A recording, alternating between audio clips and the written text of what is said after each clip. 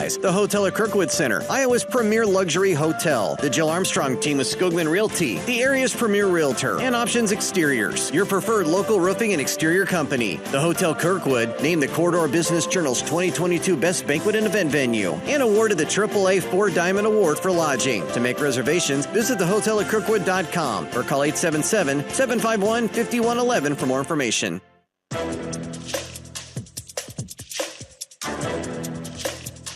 This copyrighted broadcast is an exclusive presentation of Learfield under the broadcasting rights granted by the University of Iowa. Reuse of this presentation is prohibited without the expressed written consent of the university and Learfield. Announcers are provided by Learfield and approved by the university. Iowa and St. Thomas get into the second inning, scoreless, neither team with a hit so far. Keaton Anthony's got 2 strikeouts on the mound for Iowa, and he'll head back out for his second inning of work. As we talked about in the top of the first inning, you really want to attack the strike zone here. There's no triples or home runs so far in the season in this starting lineup for St. Thomas, so swing and a miss there. So you're not really scared of someone hitting a mistake over toward Carver. So you go ahead and get after him, make him put the ball in play, and see if you can strike him out. Anthony's done a good job so far. Gets the swing and the miss, and then a late appeal down to first on the next pitch.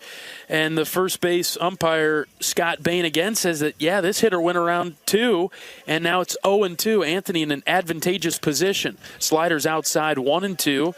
The batter is Dylan O'Connell, the designated hitter. He bats fourth.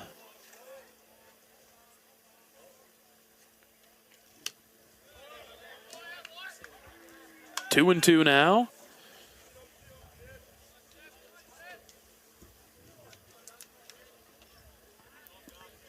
Anthony out of the windup, and the pitch on the ground, foul towards the St. Thomas dugout.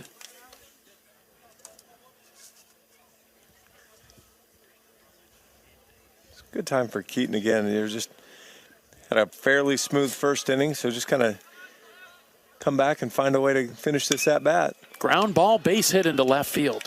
Was not how I imagined finishing that at bat. O'Connell's got the first hit of the game. It comes for St. Thomas in the second. It's a good pitch there, low inside part of the plate. O'Connell went down and just got the barrel on it and drove it out into left. Bring up the 5-hitter, Charlie Bartholomew. He's their catcher, left-handed hitter. Tall athlete. Looks kind of tall for a catcher, don't you think? He squares the bunt, lays it down the third base side. Anthony comes off the mound, bare hands it, throws it to first for the first out of the second inning. Nice bunt there from Bartholomew. Good job from Keaton Anthony. Got the bare hand. Tello then had to hustle back to third just so that O'Connell couldn't go zinging around and take an extra base. Executing the small parts of the game with the sacrifice bunt. And now runner at second is O'Connell. Joe Roeder is in, another left-handed hitter to face off against Anthony.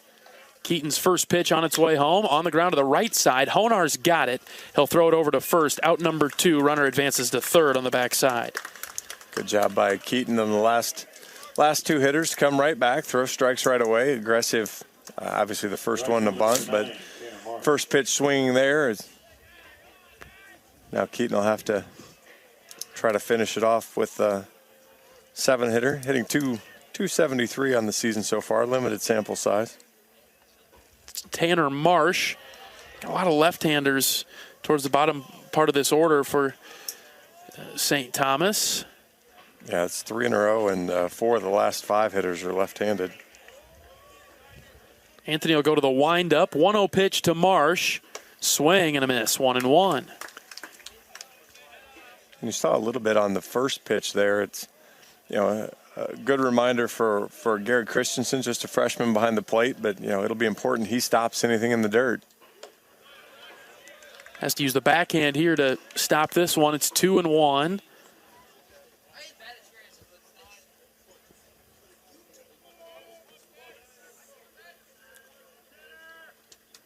Anthony's got the sign from Christensen. The 2-1 pitch on the ground to Honar. Fields it on one hop. Throw over to first in time. So the Hawks will strand that runner at third as Marsh goes down on back-to-back ground balls to Sam Honar at second. All right, bottom of the second we go. Hawks will try to get on the board. We're scoreless with St. Thomas. Back after this. This is Hawkeye Baseball from Learfield. At Oak Knoll, our mission is to provide exceptional retirement living and health services through life care. I'm Steve Rowe, Executive Director. We are a not-for-profit life plan community and have served Iowa City for more than 55 years. Our team helps residents create home by living our values of caring, respect, enthusiasm, awareness, teamwork, and encouragement. If you're looking at retirement options, visit our website at oakknoll.com. We want you to lead life your way. Go Hawks! Knowing that I can make a difference in my patients' lives keeps me motivated every single day. Hi, I'm Dr. Kanya Ferguson at University of Iowa Healthcare. With academic medicine, we see the toughest cases, so we're always innovating. And we bring the best minds together to collaborate, so there's more brain power focused on you. Because that leads to exceptional care for our patients and our community. See how at uihc.org.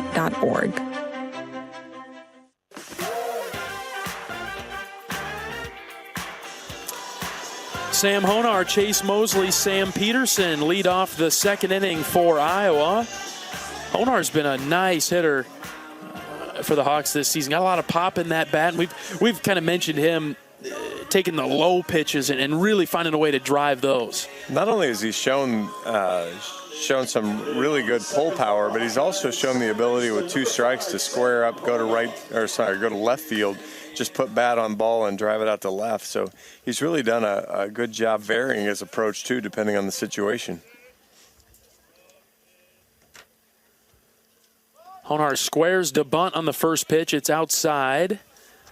That'll keep the third baseman Morris on his toes over there. And to your point there in the top of the second inning, yes, that's a tall catcher. He's 6'3", 200 pounds. 1-0 pitch. Honar slaps foul to the left side, 1-1. Just kind of noticed that. Let's just go with that's not the traditional build of a catcher. Usually a little bit shorter in stature, rather. 1 ball, 1 strike. Kemp to Honar. Here it comes. Outside again, 2-1. Seegers and Hucksdorf went back-to-back in the walk department in the first, but were stranded at second and third. 2-1 pitch to Honar. Turns on this one, shallow right. It's carrying to medium right now. And the right fielder's got it for St. Thomas. That's Marsh. 1 down in the Hawkeye second. Just got under that one a touch.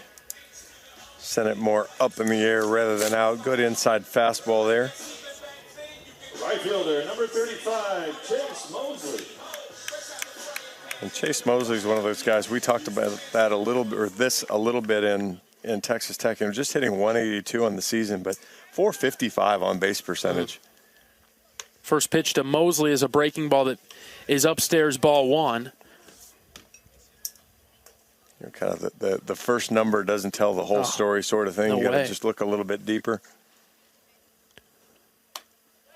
Painting the corner on the outside. It's 1-1 now. You just can look at Mosley. We talked about his stats from Kirkwood. Batting close to 500 there. That doesn't just evaporate. 1-1 pitch to Mosley. Here's a breaking ball. This time it's called a strike. It's 1-2. He's got the pop in his bat, and a great addition to the Hawkeye lineup. Well, the grand slam home run in Mobile, and then the big two-run double there in the top of the 9th inning that proved to be the winning runs. Whoa. 1-2 is behind Chase. He has to bring the bat forward so that it doesn't get hit by the ball on the way by. Yeah, one of those rare bunt behind your back opportunities. Catch everybody by surprise. Including the hitter. Yeah. 2 balls, 2 strikes with 1 out in the bottom of the second. Out of the windup, Kemp is ready. The pitch to Mosley. Line drive right to the third baseman. He dropped down to a knee and caught it. 2 down in the second. Good job from Mosley there. Really trying to pound him with the off-speed stuff, and Mosley stayed with it and drove it just unfortunately for him, third baseman didn't even have to slide to his side to make the catch. We saw enough of that at Texas Tech, crushing the ball but hitting it right to people. Hawkeyes hit a ton of really, really solid balls in Lubbock, and a lot of them those first 2 days were right at somebody. Oh! And the first pitch hits Peterson up top in the head, knocks his helmet off. He had squared to bunt. He's popped up, and he goes to grab his helmet, and he'll jog to first now. Well, Petey got hit a couple times in the head last year. He's just kind of a magnet for that, and boy, what makes that one even scarier is, when you turn to face it that way, it can be kind of tough. Unfortunately, it sounded like he got most of the way turned away to get it off the helmet, but not that that's still not going to rattle your cage a little bit. Iowa's had a couple of those this year. I don't know if I can't remember if Peterson was the other Hawkeye to get hit in the head. I don't remember. That was earlier in the season. Braden Frazier did. Frazier, okay. It's Gary Christensen now, left-handed hitter. Coach Heller's been impressed with his bat, how his swing is coming along this season. He stands in with 2 down in the bottom of the second. And Garrick's got a hit and driven in a couple runs. I'm sorry, driven in a run and scored a couple. A 1 pitch. Nope, they're going to check on Peterson at first. He dives back in safely.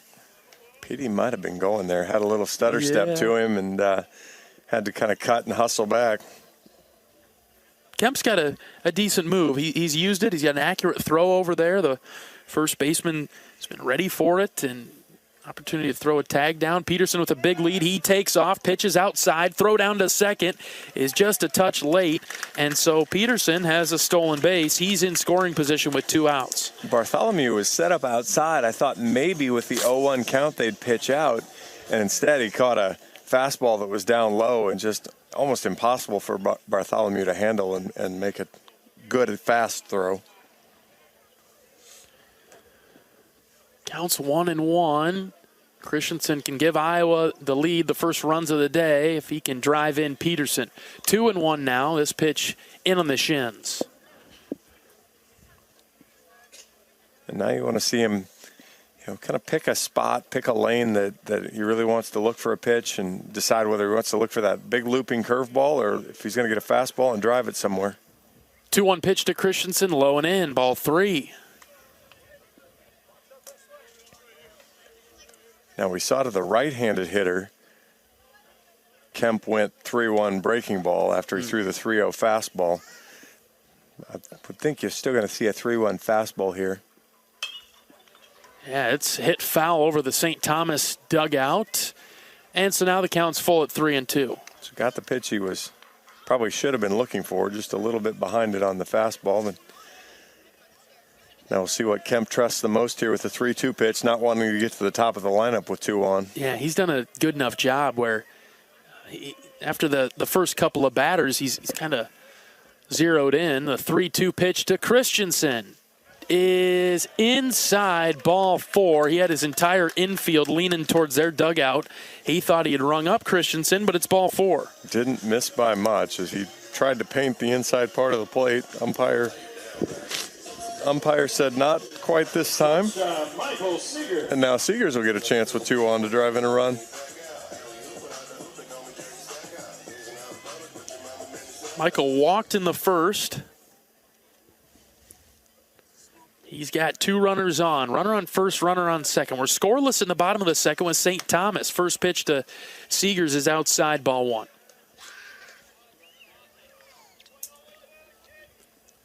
We've talked about through the season how Michael in his first at-bat of a game doesn't always look the greatest, but boy, by the end, he's usually locked in pretty well and driving the ball somewhere. 1-0 pitch is low, also a bit outside, 2-0.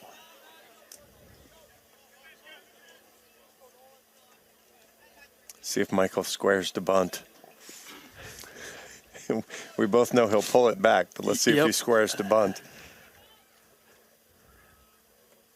2-0. Seegers thought about swinging at this one. That just missed low. 3-0. Kemp's kind of lost it here ever since he hit Peterson. They've all been close, just not getting that edge of the strike zone. But And you could see Kemp when he walked off the mound after he hit Peterson was patting his chest. And so maybe it did Here he comes in with a strike there to make it 3-1. Did kind of set him off just a little bit, and bounce back here now. And now again, we'll see if he follows the same pattern, and if Michael was paying attention when Rader went through this. 3-1. Strike two. 3-2. Seegers took it. His bat is in between home and first base because he was headed down, thought he drew the walk. Well, all season long we've mentioned how the high strike doesn't get called very often, but that one on the inner portion of the plate up just under the letters got strike two. And so now the runners will be moving on the pitch. 3 balls, 2 strikes, 2 outs. The pitch to Seegers. Line drive into right, but the right fielder's going to track it down, and he's got it for out number 3. So the Hawks leave a couple more on base here in the second. We've played 2 at Duane Banks. We're scoreless with St. Thomas. Back after this is Hawkeye Baseball from Learfield. After a cancer diagnosis, it's natural to want to start treatment right away. But first, get a second opinion from a team that specializes in your cancer. I'm Dr. George Weiner, Director of University of Iowa Holden Comprehensive Cancer Center. Before you start treatment, you deserve to be confident you have the right diagnosis and know every option available to you. So whether it's with us or somewhere else, get a second opinion. It can change your care and your life. At MidAmerican Energy, we want to help keep you safe around power lines and electrical equipment. Always assume a power line is energized, even if it's on the ground. To avoid the risk of an accidental shock or electrocution, avoid touching a power line with anything. And when you see high voltage warnings on transformers and substations, stay away. We care about you and your safety. Get more tips at midamericanenergy.com. Paid for by the customers of MidAmerican Energy.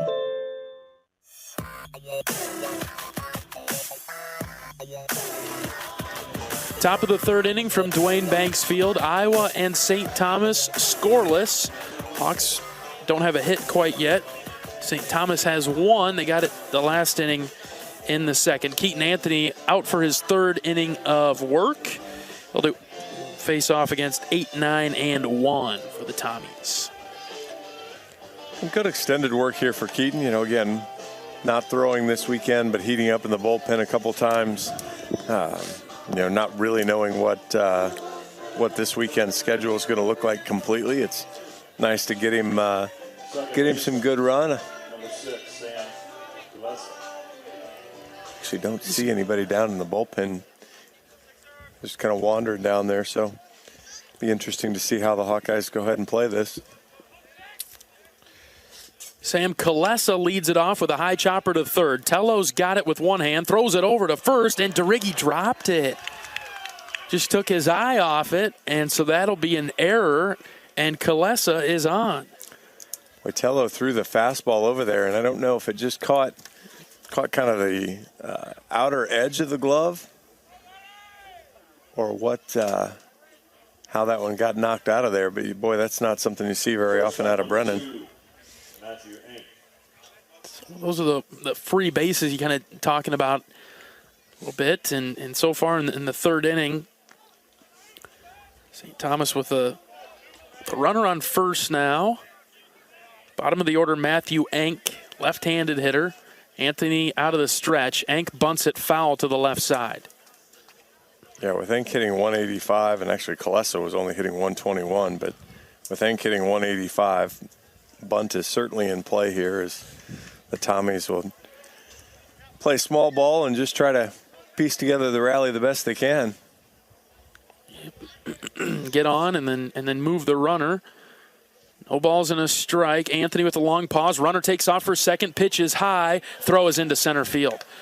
Runner will stay there at second. Would have been close on the throw, but just not the best throw from Christensen this time. And now you're really in the game because with a 1-1 count, you can still bunt if you want and move him to third with just one out. Yeah. 1 ball and a strike. Runner on second. Nobody out for St. Thomas in the top of the third. We're scoreless. Anthony with a long pause, checks the runner at second. Here's the pitch. It is a bunt. Christensen will come off from behind the plate. He'll grab it, throw it to first. out number 1, and there's the advancement of the runner over there to third. Good job from the Tommies. Took advantage of, at least at this point, taking advantage of the opportunity given to him by the Hawkeyes. So we'll see what if Keaton can work his way out of this. Top of the order for St. Thomas now in Briggs Richards. Infield comes in for the Hawkeyes. Top of the third. Scoreless game. First pitch from Anthony is downstairs, ball 1.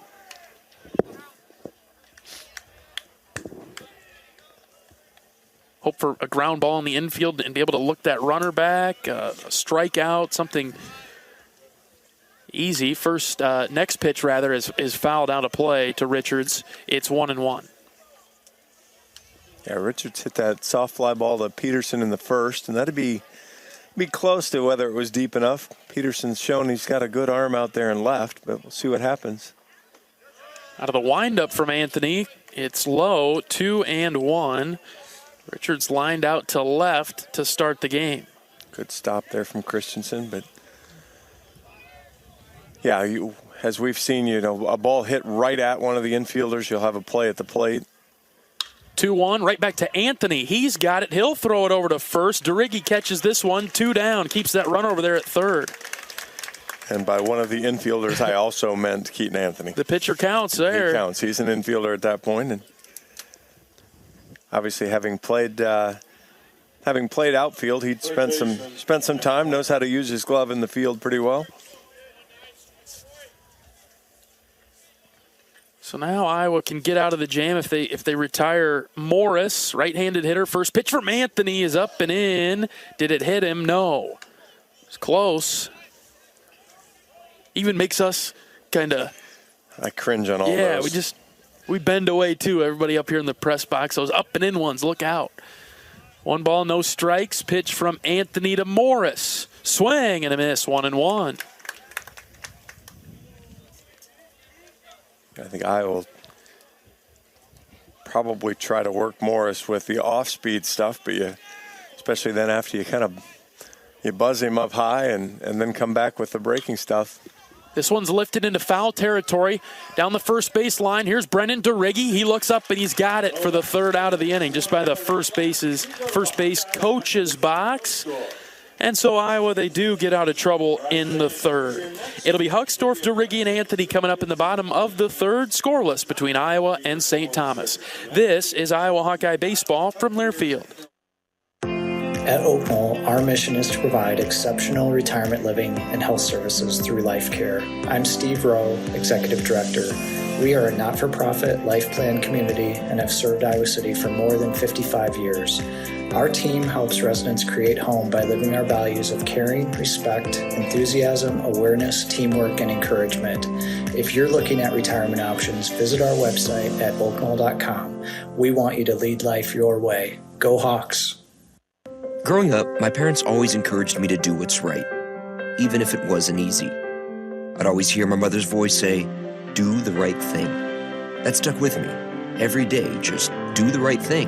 That's it. The rest takes care of itself. At Shelter Insurance, we believe in doing the right thing for our customers and our communities. For award-winning claims and sales service, find an agent at shelterinsurance.com. We're your shield. We're your shelter.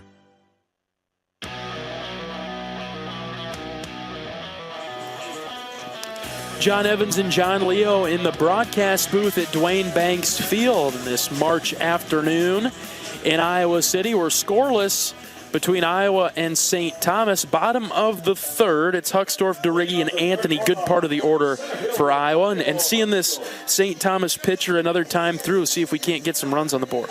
You hope the second time through helps a little bit. Everybody kind of sees the angle of the curveball. They're able to time up that big looping breaking ball a little bit. But Hawks have had chances, just haven't been able to finish after they get the runners on. Huckstorf watches the first pitch miss outside. Kemp is the pitcher for St. Thomas. He has put 2 Iowa batters on base in each of the first 2 innings, but has been able to strand them in the meantime. It's 2-0 now to Huckstorf to start the third. Next pitch on its way home to Kyle. Inside, it hit him just barely on the elbow guard, and so the second hit batsman of the day as Huckstorf will go down to first. Now that's the way to get hit by a pitch. Just barely, right? Have it graze off your elbow pad. Catcher can still catch it. You get first base. No harm. No. Doesn't hurt. Nothing. Yeah, Kyle probably only heard it. Didn't even really feel it hit him. Here's DeRiggi. Lined out to left. Back in the first.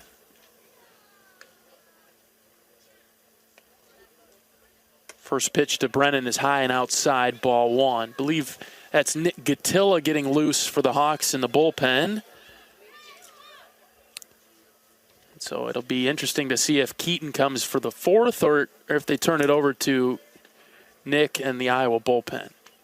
Nick did a really nice job Friday night. I know the numbers might not have been exactly what he wanted, but the pitchers before him had a harder time locating, and Nick really did a nice job finding the strike zone.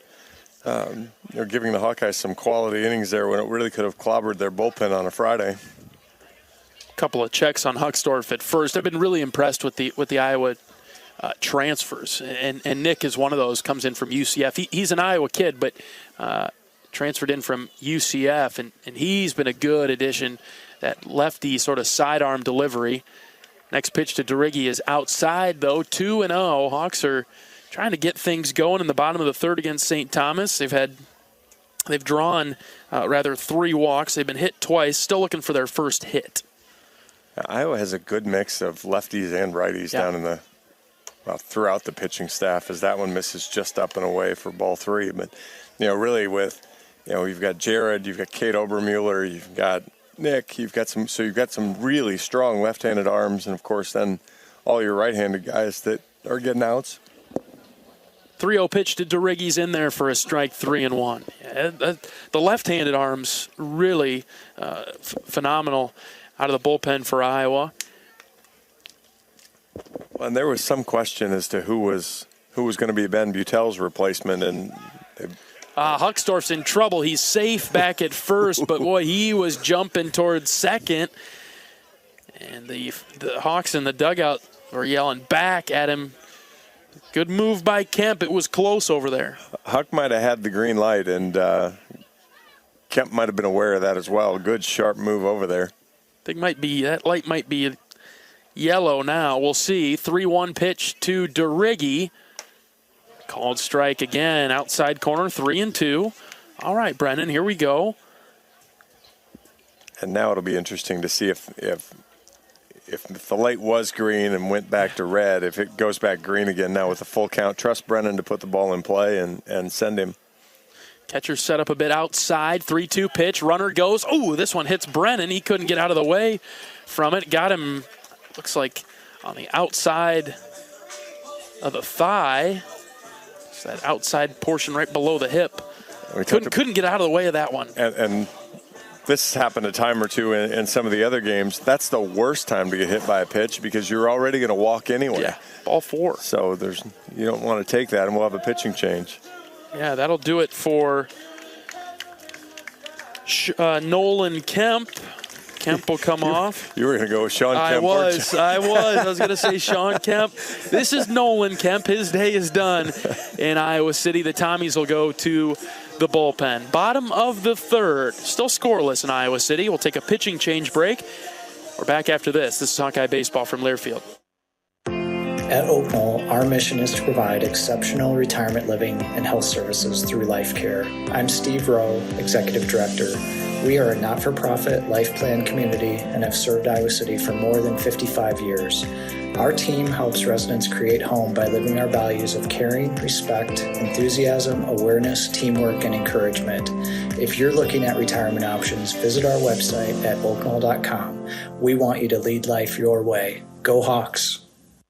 At US Cellular, we think phones are great, but they're not always great for us. Because while they connect us to so much, they can also distract us from, well, us. The us that actually laughs out loud with each other instead of just texting it. That knows being in the same room doesn't always mean being together. So let's find us again by putting our phones down. Not forever, just for 5. 5 days, 5 hours, even 5 minutes. Join U.S. Cellular in the Phones Down for 5 challenge. Find out more at uscellular.com/findus.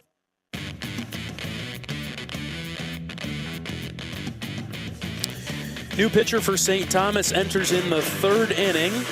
Right-hander Tucker Hune, 6'2", 195 sophomore from Plano, Texas. He finds himself playing his college baseball in Minnesota.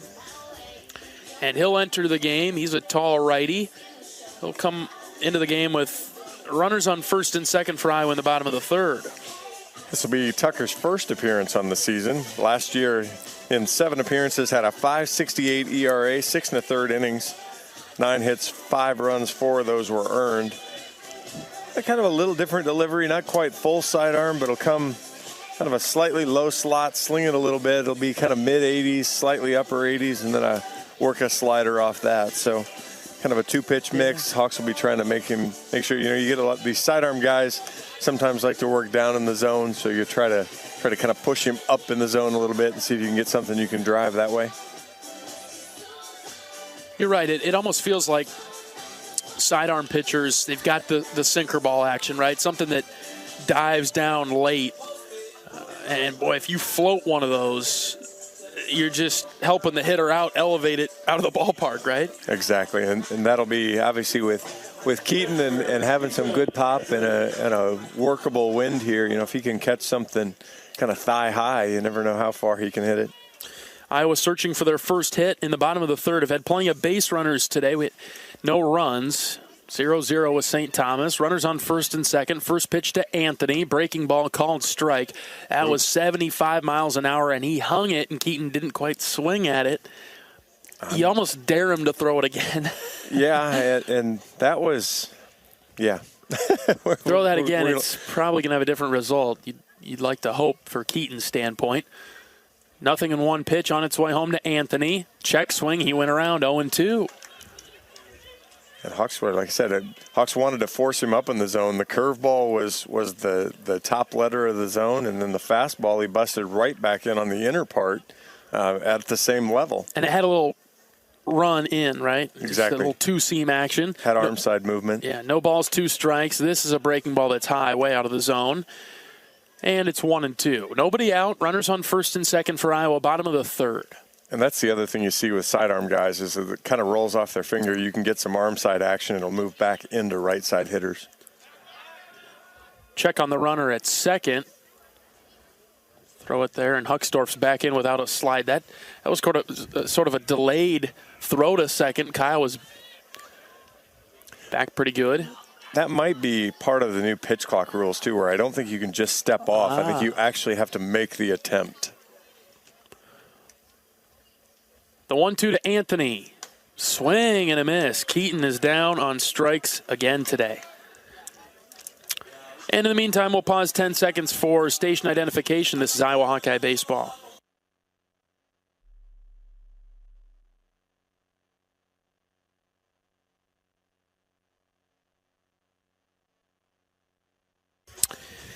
It's Raider Tello's turn. Trying to advance these runners. He struck out to end the 1st. Runners on first and second. Huckstorf's out at second. It's DeRiggi at first. First pitch to Tello, fouled back and out of play. Raider had the 3-0 count in his first at-bat, and Kemp did a nice job battling back and ended up striking him out on a pitch that Raider tried to check his swing.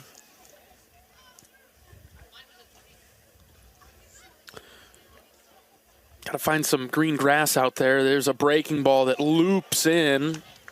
Called strike 0-2. We've talked regularly about how umpires in college don't call the high strike. Don Umland loves it.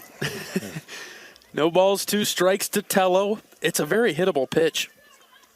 The breaking ball. And here's just off the outside corner. It's 1-2. As a hitter, your eyes light up when you see that breaking ball go so high in the zone.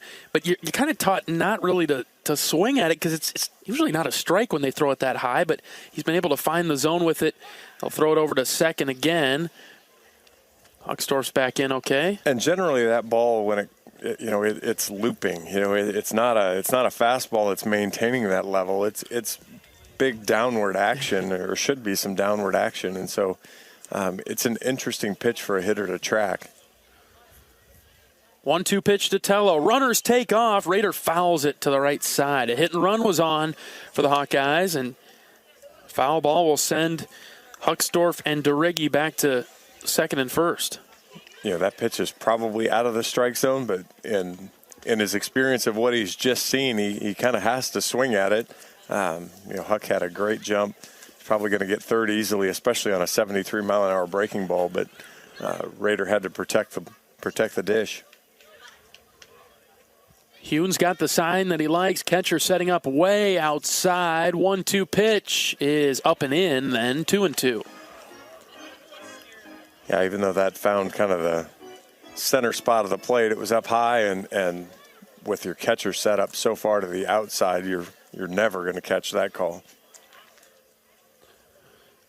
Pretty big gap in left center if Rader could find it. The 2-2. Here it comes. Line drive, base hit into right. Huckstorf rounds third. They're going to wave him. Here comes the throw. It's cut off at the pitcher's mound, and Rader Tello gives the Hawkeyes their first run and the lead. It's 1-0 in the third. First run and first hit. Hawkeyes had 6 base runners, all from walks or hit by pitch, and Tello stayed with that pitch, drove it into right field. DeRiggi had to hang around, or else he was going to take another ball off the body, so he had to stop at second, but Hawks are still in business now with Honar. Sam flied out to right in the second. Iowa leading 1-0 with runners on first and second. DeRiggi's dancing around there at second. First pitch is outside to Honar.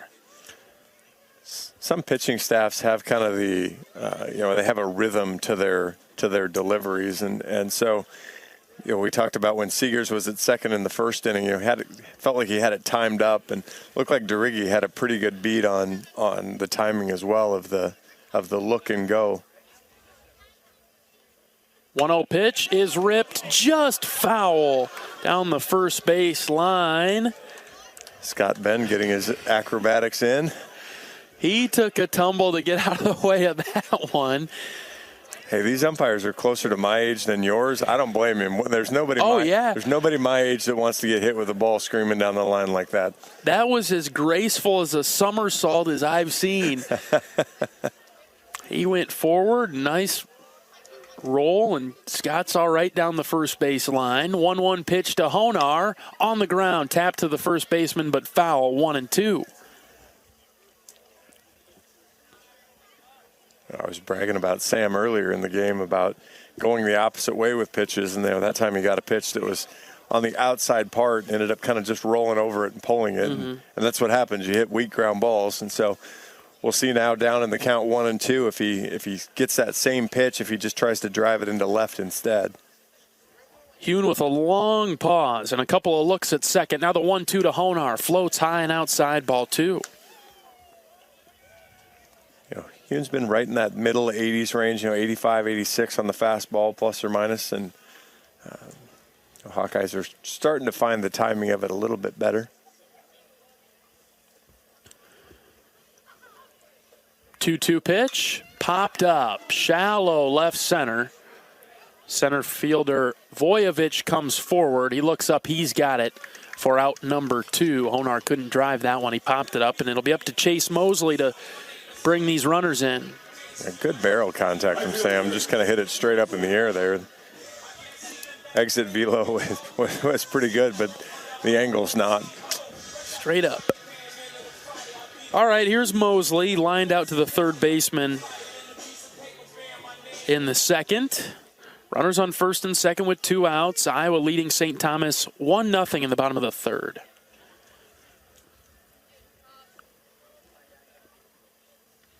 Hune's ready for the first pitch to Mosley. Here it is. Inside, hit him.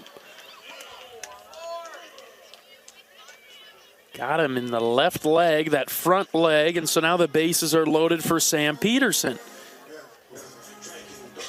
Hawks continue to create traffic, and that was just a fastball that got away from him. And It's one of those that runs inside, right? And you get no place to get out of the way of it. Well, yeah, when you're kind of sidearm and you're trying to hit the inside part of the plate, when you miss your spot and have an arm side run, good breaking ball there for a strike. I know you want him to clobber that one. You're not looking breaking ball on the first one. You know, they're trying to make him throw that breaking ball for a strike. Couldn't throw it for a strike that time. 1-1. If he throws it to Sam again, I promise you he'll swing at it. I'll take your word for it. 1 ball, 1 strike, 2 outs, bases loaded. Pitch to Peterson. Outside corner called strike 1-2. Ish. Yeah, that's one that it was the breaking ball, but yeah, I wouldn't have swung at that really either. The best thing you can do is kind of top that. 1-2, the pitch to Peterson, ground ball, foul. Down the third base line, we'll do it again. And we joke all the time about the strike zone and things, but he's been very consistent with what he's called, whether or not it has been in 2 games before or 2 games in the next 2 games. He's been very solid with what he's calling as a strike. 1-2 to Petey, called third strike on the outside corner, and the Hawks will leave them loaded. We'll head to the 4th. Iowa does take the lead with a Raider Tello RBI single. It's 1-0 going to the 4th. You're listening to Hawkeye Baseball from Learfield.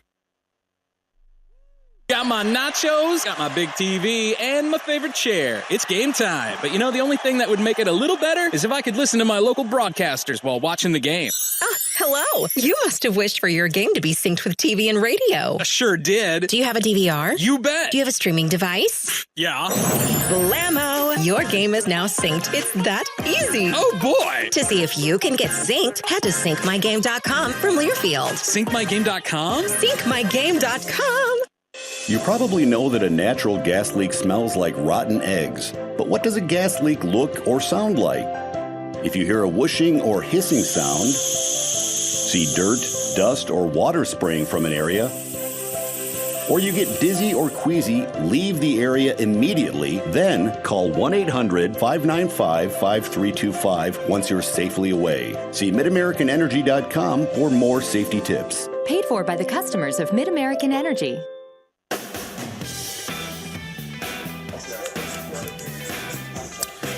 Top of the 4th inning, Iowa leading St. Thomas 1-0. Both teams relying on solid pitching so far. The Hawks will go to the bullpen, ending Keaton Anthony's start. And next in for the black and gold is Nick Gatilla. Nice lefty for the Hawks. As we talked about earlier, Nick's done a nice job so far this year. And of course, there we go. Had it in my hand the whole time. Nick's 6th appearance on the year, 5.40 ERA. He's thrown 6 2/3 innings, 4 hits, 4 runs. They were all earned. 3 walks, struck out 7. Gave up a couple home runs down in Lubbock, but really has shown good movement and a great addition to the team and the staff. Aside from the couple of home runs that he did give up at Texas Tech, I thought he had a good outing. Other than that. And then so far this season, I think Gatilla has been very strong.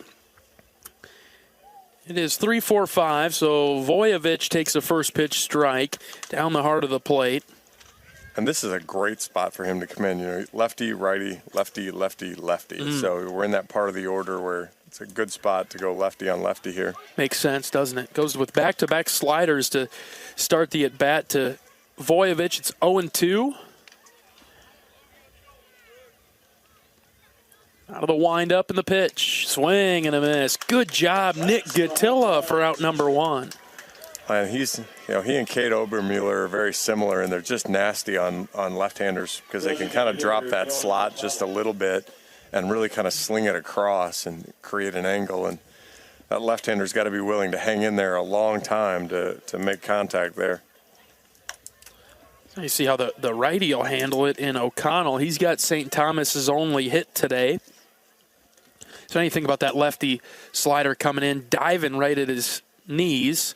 1-0 pitch is swung on and missed, 1-1. Then he can do that, though, and go 89 high and outside. Yeah, stick it right on the outside part of the plate with a little bit more zip, or now back foot breaking ball here. 1-2, swing and a miss. He's really cooking now. Went right back to the fastball, doubled him up there. And now you've got your whole palette open here. Out of the windup, the 1-2, fouled back to the screen. You just see this confidence out of Nick Gatilla. Heating up, too. That one, he got up to 90, so.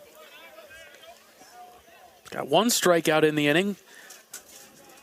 Might go ahead and just pull the string here a little bit. Instead, throws it to the backstop. He missed on that one. Went with the fastball. 2 balls, 2 strikes. I'm still going to go with that breaking ball. It's coming. It's coming, I think. Now that we've set him up with the energetic fastball. The 2-2. There it is. Breaking ball. Called third strike on the outside corner. Got him. Good pitch there. 4 straight fastballs. Went back, kind of put the fastball in the same tunnel, and then snapped the curveball in and just caught the back door. Now we're just trying to make predictions, and that's not where I thought he'd throw it. I thought he'd throw it on the inside. He went back door, and a great pitch from Gatilla. Here's Bartholomew now. First pitch is low. Ball 1.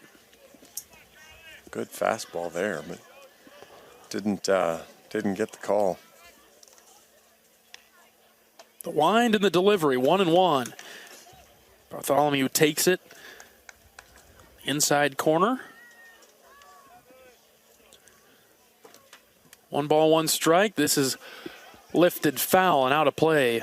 Down the left field line, 1-2. Gatilla trying to strike out the side in the 4th. Peers in for the sign. He's got it, the 1-2. In on the hands and hit to Seegers at short. He's got to hurry. Long throw is in time. Got him at first. Seegers to DeRiggi. Tough play there on the soft liner that he couldn't quite get all the way in to catch. Had to wait for it, and catcher hustling down the line almost beat it out. Gatilla comes in, sets down St. Thomas 1-2-3 in the top of the 4th. Bottom half of the inning coming up. Iowa 1, St. Thomas nothing. You're listening to Hawkeye Baseball from Learfield. When you're in the eastern Iowa area, be sure to visit and connect with the official local business partners of the Iowa Hawkeyes. The Hotel at Kirkwood Center, Iowa's premier luxury hotel, the Jill Armstrong team, with Skogman Realty, the area's premier realtor, and Options Exteriors, your preferred local roofing and exterior company. Jill Armstrong and her team strive to make every buyer and seller at ease with the real estate process. Contact the Jill Armstrong team with Skogman Realty for all of your real estate needs. Call 319-631-5455. Knowing that I can make a difference in my patients' lives keeps me motivated every single day. Hi, I'm Dr. Kanya Ferguson at University of Iowa Healthcare. With academic medicine, we see the toughest cases, so we're always innovating. And we bring the best minds together to collaborate, so there's more brain power focused on you. Because that leads to exceptional care for our patients and our community. See how at uihc.org.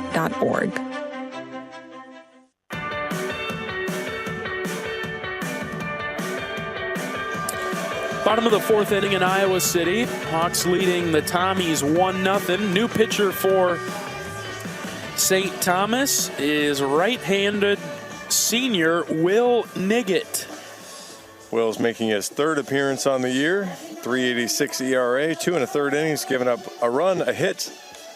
The run was earned, walked 1, struck out 4.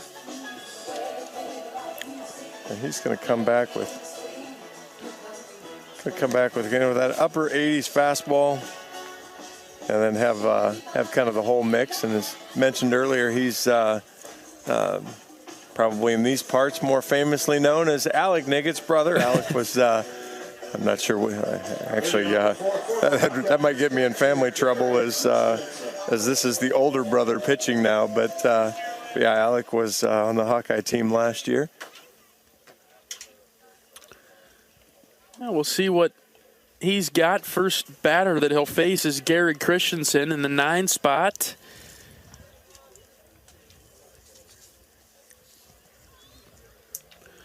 Nope, 1-0 to Christensen. Inside corner, called strike 1-1. Good pitch there. Busted the fastball right onto the inner part of the plate. Coach Heller was high on Christensen in the pregame as he lines this one down the line and into right field for a base hit. I was just going to say that Christensen's bat has been coming along according to Coach Heller, and he's trying to square it up. You'd like to see him barrel one up, and he did right there in a single to right. Good line drive out over the second baseman's head. Leadoff hitters on for the Hawkeyes again here in the fourth. Yeah, creating traffic hasn't been the issue for the Hawkeyes. It's been getting them in, which is goes back to the Texas Tech series a little bit. We'll see if they can change their tune in the fourth. First pitch to Seegers is outside, ball one. Yeah, it's one of those things that ebbs and flows a little bit. You know, there's times where you knock in every guy that gets out there, and there's times where you just can't seem to find the clutch hit. And, you know, as they say, water kind of finds its level eventually, but Hawkeyes will get kind of back on track. Seegers squares to bunt, and he fouled it. 1-1. Third baseman came sprinting in, Morris. You know, baseball is a rhythm game. You don't think of it as much because it does feel so stop and go, right, with every pitch, but it's got some of the contagious elements that, you know, a three-point shooting team in basketball can have, things along those lines. 1-1 to Seegers, squares to bunt. This is a much better one. Third baseman charges. He's got it. Throw to first is in time. Got him. Christensen will get to second. To your point, you all start to feel good about hitting, or, you know, you just can't seem to see the guy pitching. Same way with, you know, throwing strikes. You know, you just keep handing the ball. The next guy comes in and throws darts. So, you hope you kind of find that good way over and over. And, you know, like I said, sometimes you feel great, and sometimes it's not so great. For the most part, Iowa's done a good job of getting on base. We've had base runners in every inning, leading just 1-0 in the bottom of the fourth. Here's Kyle Huckstorf. Walked in the first, was hit by a pitch. He was the Hawkeye run that scored in the third. First pitch to him is inside. Tried to take it off the elbow pad again. He went for it again, didn't he? 1-0 to Huckstorf. Oh, up and in, 2-0. Less excited to take that one. That one was close to the chin. He's got the guard that protects the left side of the jaw, but you just don't want to. We don't need to take test that it. anywhere. Yeah. 2-0 pitch to Huck. Line drive over the third baseman's head into the corner. Christensen, he'll round third and he'll score. Huckstorf is headed for second. He's got an RBI double and the Hawks are up 2-0. What an absolute rope Huck hit there, and almost might have been short-armed a little bit there by Morris. It didn't look like he got to full extension, but it was also zinging past him pretty quick. He just might not have had enough time. Yeah. By the time the ball went by Morris, his glove was still moving up to try to get to it. And Huck got a good bat on that one. Here's DeRiggi. Was hit by a pitch in the third. He comes up now in the fourth. Iowa leading 2-0. Pitch to DeRiggi. Swing and a miss. Really nice breaking ball there. Down. Busted it right on the, busted it in towards his knees.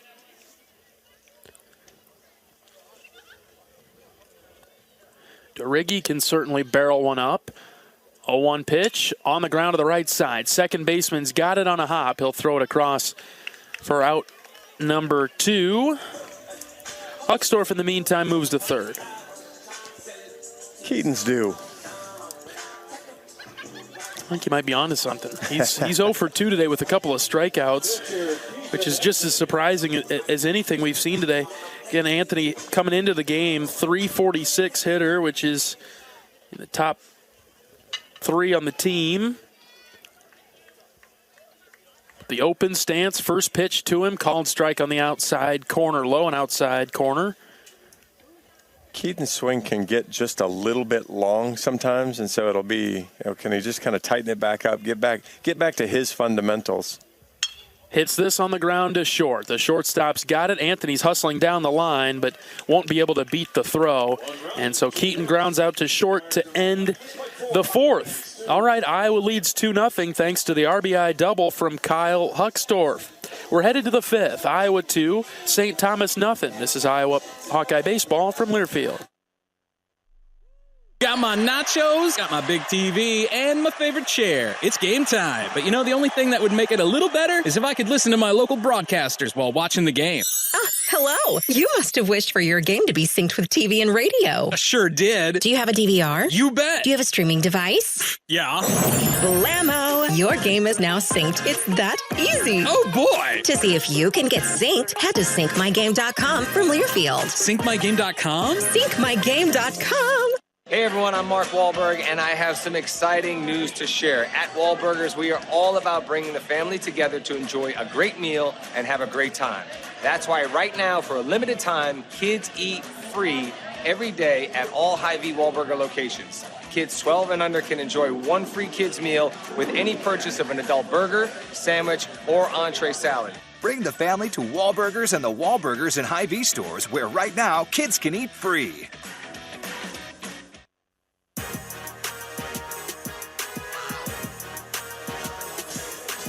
Top of the 5th inning in Iowa City. Hawks leading the Tommies of St. Thomas 2-0. Nick Gattilla back on the mound for another inning of work. He put down St. Thomas 1-2-3 in the 4th. Warren is listening in from Tommy territory up in Minnesota. Thanks for tuning in today to Iowa Hawkeye Baseball. Warren, listening on the Varsity app. He's a regular. We appreciate him. Warren's a big-time baseball guy. And I know he's just chomping at the bit to get into baseball season.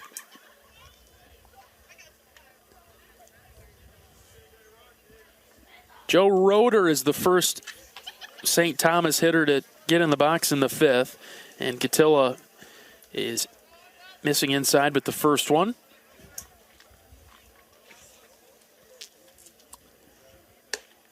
Next one up and in, 2-0 now. A couple of Hawkeyes getting loose in the Iowa bullpen. Looks like Jack Whitlock is stretching out. Drew Proskovic getting loose. I think we saw Jack Young getting a few tosses out there as well. Gattilla has fallen behind 3-0 to Roeder. A lot of work to do, and he missed high on this one, ball 4. Now we're not getting that high strike, are we? I'm glad you said it. I was thinking it, but better you than me. Yeah, it's. You put in your time. I've let you fall on that sword a couple of times. And looks like St. Thomas will go with a pinch hitter. It's Ben Taxtell now. He's a right-handed hitter. Pinch hitting for Tanner Marsh. First pitch from Gattilla is a strike. Curveball started outside and bent towards the inside of the plate. It's 0-1. Could use a ground ball to get the double play started. How about that? Hawks could use some infield practice that way. That'd be good. This is hit on the ground, but through into right field. So a base hit for Taxtell. 2 on for the Tommies in the 5th. We've discussed this. You need to be more specific when you ask for something. Ground ball at someone. Yeah.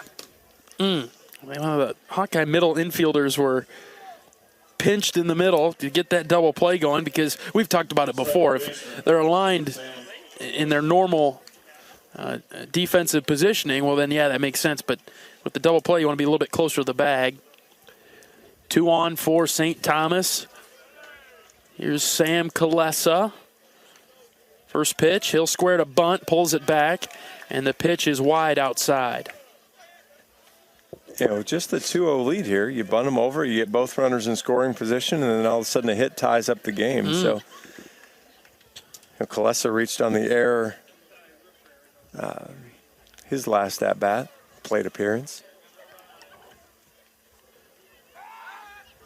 Check on the runner at second. No throw from Gattilla. He does spin around.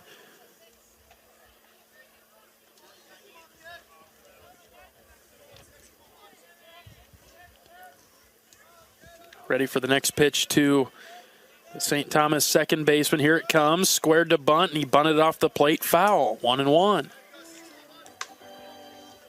Nick's not going to be the easiest guy to bunt on either, with just a kind of that slinging left-handed action. You're really going to have to stay with it in a big sweeping breaking ball. So Kulesa will have to pay attention here to try to get the bunt down and get it into fair territory. Count even at 1. This is fouled back to the screen, 1-2. So the bunt sign is off now, and swinging a foul ball, 1-2. Strikeout would be very beneficial for the Hawkeye hurler right now. Yeah, you'd like to get to Ank with, yep, 1 out, give yourself a chance to attack the bottom of the order. 1-2 from Gatilla, in on the hands and fouled off to the right side towards the Iowa on deck circle. John makes a good grab, jumping out of the dugout. It's a good hop right there.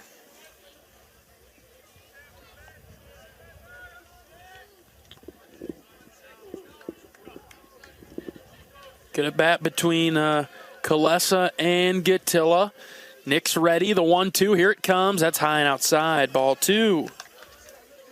Yeah, after having shown him a few of the breaking balls, tried to flash a fastball in the upper part of the zone, but missed high and wide.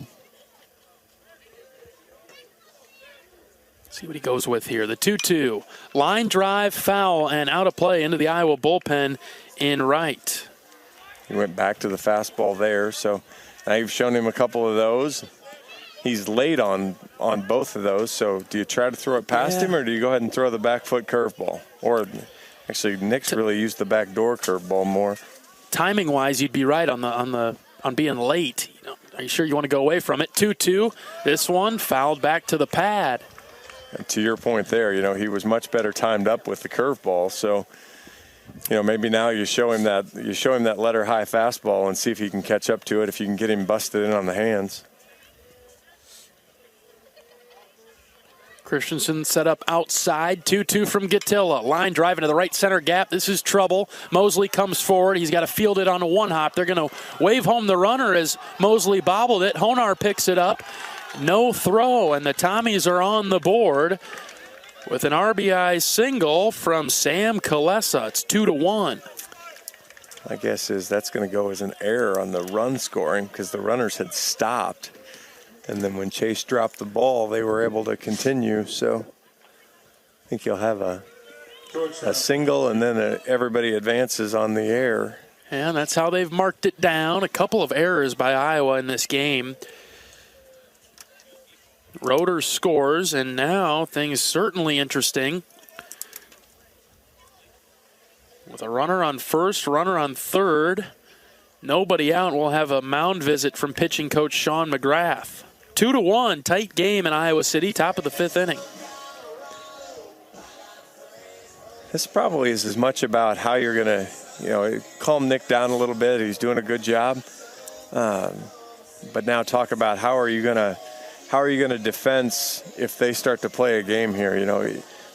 Hawkeyes haven't been very good so far when the runner at first has taken off. They've had a couple opportunities to get outs, but maybe haven't executed quite as well as they wanted. So you kind of go through your scenario here of if the runner takes off, how are we going to play this up the middle? How are we going to play it at first? What happens if he just stops? Kind of flash through all those signals to try to make sure that they're all on the same page here.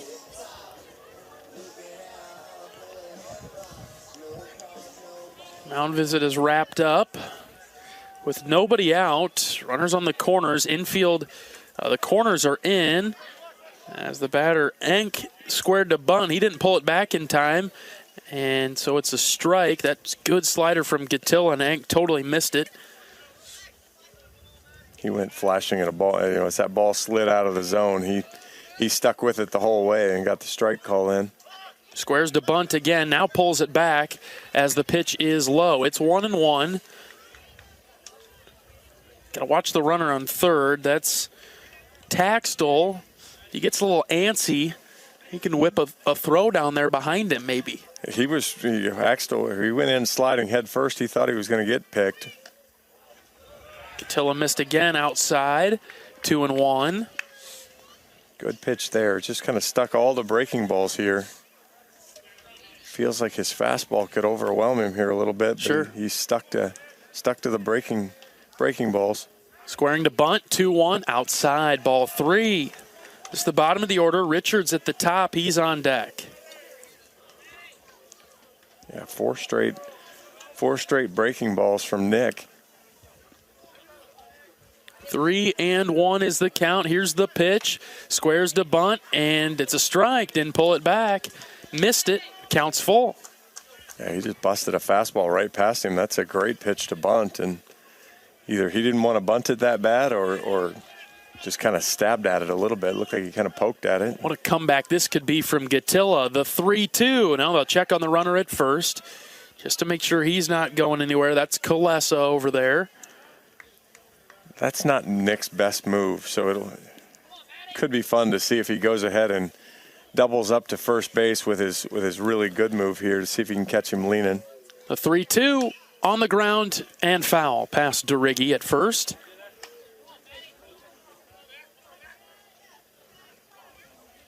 Went back to the fastball, kind of low inside corner. Good pitch there, but a good piece of hitting from Enck to stay with it. What's Nick got up his sleeve for this 3-2 pitch? Here it comes. Swing and a miss. He got him. That's a Hawkeye t-shirt. That's big when Enck can't execute the bunt that they're trying to get down. And then for Gatilla to get a strikeout like that, big time. 1 down in the 5th. Good hard fastball. Went right back high and inside. Got Enck to maybe chase it, but again, just kind of painted it. Now you got to get the top of the order out. Here's Richards. First pitch, called strike with the slider on the outside corner. Still the runners at first and third with 1 out. St. Thomas has scored 1 in the inning. Iowa leading 2-1 in the 5th. Just an outstanding breaking ball there. Next pitch is hit foul, a late swing, and it's zipped into the net left side over by the on-deck circle for St. Thomas, 0-2. Hey, you've got to put him away. You can't fool around here. You've got him 0-2. Pick your favorite pitch and strike him out. Ooh. That one was low, and it bounced near the plate, 1-2. Christensen was set up way outside there. The pitch was more low than anything. Yeah, he was trying to throw that sweeping breaking ball where he started it right on the outer half of the plate and broke it outside. Let's just, we'll gently call it a missed. The 1-2 tapped foul in the box. Christensen couldn't quite hold on. That was probably more of what he was after, although he might have even caught more plate that time than he was looking for on the 0-2 pitch. But, trying to kind of set it in that outer third and break it into the right-handed batter's box and get him to swing over the top of it. Line drive into left. This is caught. It's a diving catch by Sam Peterson, and that'll save a run or 2. How about that, Petey? Outstanding play by Petey, and quite honestly, lousy base running. Because no matter what, when the ball's hit in the air in the outfield with less than 2 outs, your job is to tag up. You're going to score if that ball short hops Petey, if that ball bounces to the wall, you're going to score. Your job as that base runner has got to be to get back to the bag, and didn't do it there. Saves the Hawkeyes a chance, and Coach Heller will make a pitching change. Hawks go to the bullpen. We'll see who they bring in. Looks like it's Mr. Henderson that'll be jogging in from the Iowa bullpen. That'll do it for Nick Gatilla for now. He's got the runners, though, at first and third as he exits the game. All right, good job, Nick. Iowa 2, St. Thomas 1. We'll take a pitching change break in the 5th. Back after this. This is Hawkeye Baseball from Learfield. Hey everyone, I'm Mark Wahlberg, and I have some exciting news to share. At Wahlburgers, we are all about bringing the family together to enjoy a great meal and have a great time. That's why right now, for a limited time, kids eat free every day at all Hy-Vee Wahlburger locations. Kids 12 and under can enjoy 1 free kids meal with any purchase of an adult burger, sandwich, or entree salad. Bring the family to Wahlburgers and the Wahlburgers and Hy-Vee stores, where right now, kids can eat free. At MidAmerican Energy, we want to help keep you safe around power lines and electrical equipment. Always assume a power line is energized, even if it's on the ground. To avoid the risk of an accidental shock or electrocution, avoid touching a power line with anything. And when you see high voltage warnings on transformers and substations, stay away. We care about you and your safety. Get more tips at midamericanenergy.com. Paid for by the customers of Mid-American Energy.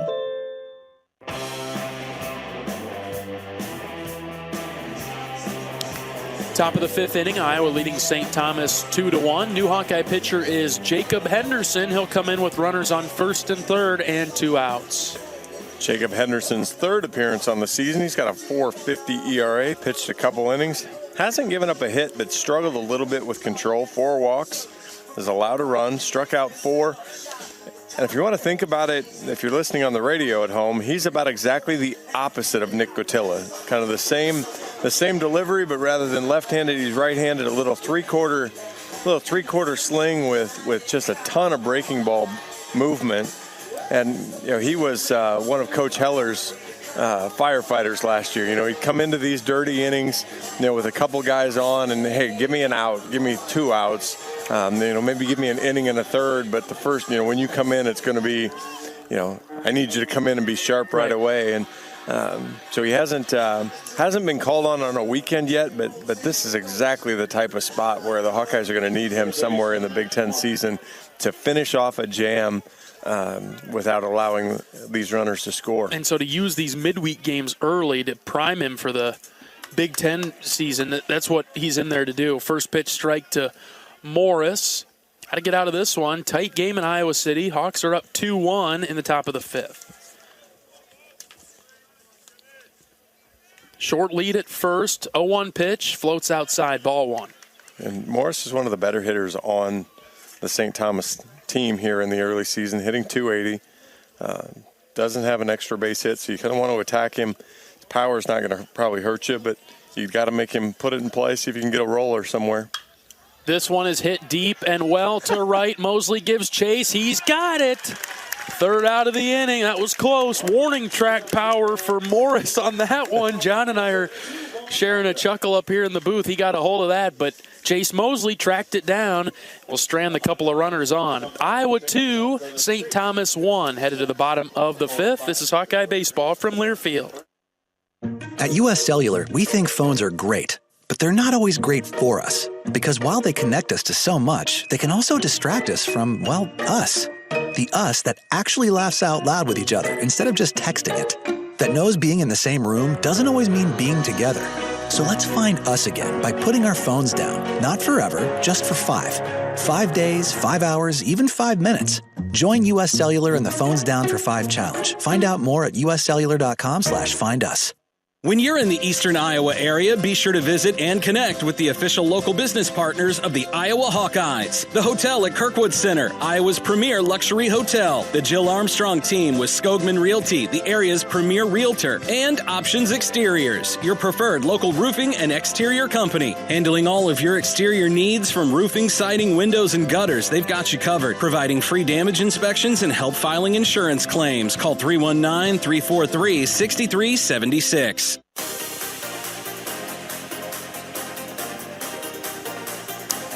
Bottom of the fifth inning, Iowa leading St. Thomas 2-1 at Dwayne Banks Field this afternoon. Tony is listening in on his way to Tulsa, Oklahoma for the National Wrestling Tournament. Hopefully have a lot of those 2-point takedowns and 4-point near falls this weekend for the Hawkeye wrestling team, trying to get a national championship. Spencer Lee, Real Woods, 1 seeds that build on their Big Ten championships. Get Spencer to be a 4-timer. That'd be great, wouldn't it? All right, Iowa leads 2-1 in the bottom of the fifth. Here's Raider Tello. First pitch to him is in on the hands, ball 1. Tello with an RBI single that gave Iowa the lead in the third.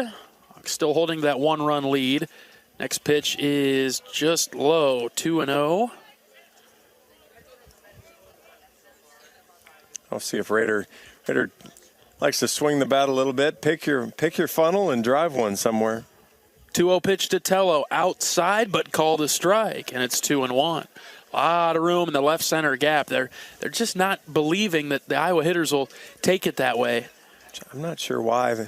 You wouldn't think Iowa would pull mid-80s, but Rader lays off one right down the middle, 2-2 now.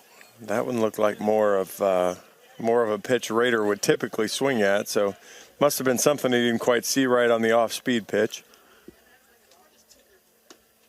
Gets the hand started on the 2-2, but holds off. Counts full. Green, green, red. That's right. That's the aggressive approach that the Hawkeye hitters have. Here's the 3-2. On the ground, high chopper to short, backhanded, thrown on the run. Great play, but the pick is dropped at first, and Tello beats it out. Well, it'll be interesting to see how they score that one. That was going to be a tough scoop all day long from the first baseman. Did give him an error. I wonder who they gave that to. Shortstop on the skip throw.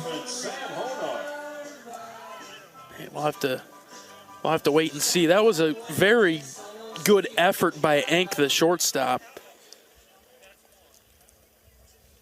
And the pick at first just couldn't quite they gave come up with it. First baseman, are you? Ooh. Here's Honar now. Sam, the mean scorekeeper in there? Holy cow. Backhand short hop throw. Ooh. It's going to be a bang-bang play at first. Tello, he stands there now with a decent lead. Nothing in one pitch to Honar outside. Ball one. Hawkeyes need to take advantage. You know, they've had base runners every inning, had multiple base runners most innings. Really need to find a way to start moving along and capitalizing. Left 8 runners on base here so far this afternoon. 1-1. Honar drags a bunt down the first base line, scooped up by the pitcher and underhanded to the first baseman for out number 1. Creative idea from Honar there. Almost beat it out, but just hit it a little bit too hard, don't you think? Or maybe not hard enough. Exactly. I think it's the other way. I think he was trying to drag it past the pitcher. Niggett did a good job jumping off the mound because, you know, the right-hander is going to fall that way, so it does help him a little bit. But if he could have gotten it past him, that ball goes all the way to the second baseman. Sam beats that out pretty easy. Just didn't have enough behind it. Tello advances to second. First pitch to Mosley. Hit hard foul past Coach Heller at third. Yeah, Hawks hitting just 182 with runners on base, 182 with runners in scoring position. Need to find a way to convert 0 for 4 with 2 outs. So. 0-1 to Mosley. Tapped foul this time into the St. Thomas dugout. So he's been given a couple of breaking balls and chases early on him so far. Yeah, that was a good job staying with that breaking ball. Down and in. Maybe you go ahead and make the umpire call it a strike, but he was ready to go and aggressive. 0-2 is up and in, 1-2. Boy, Niggett really missed his spot there. He was set up way outside, the catcher was. That one was up and in. Yeah, floated that ball. Might have been a changeup up high, but floated it way up in the zone.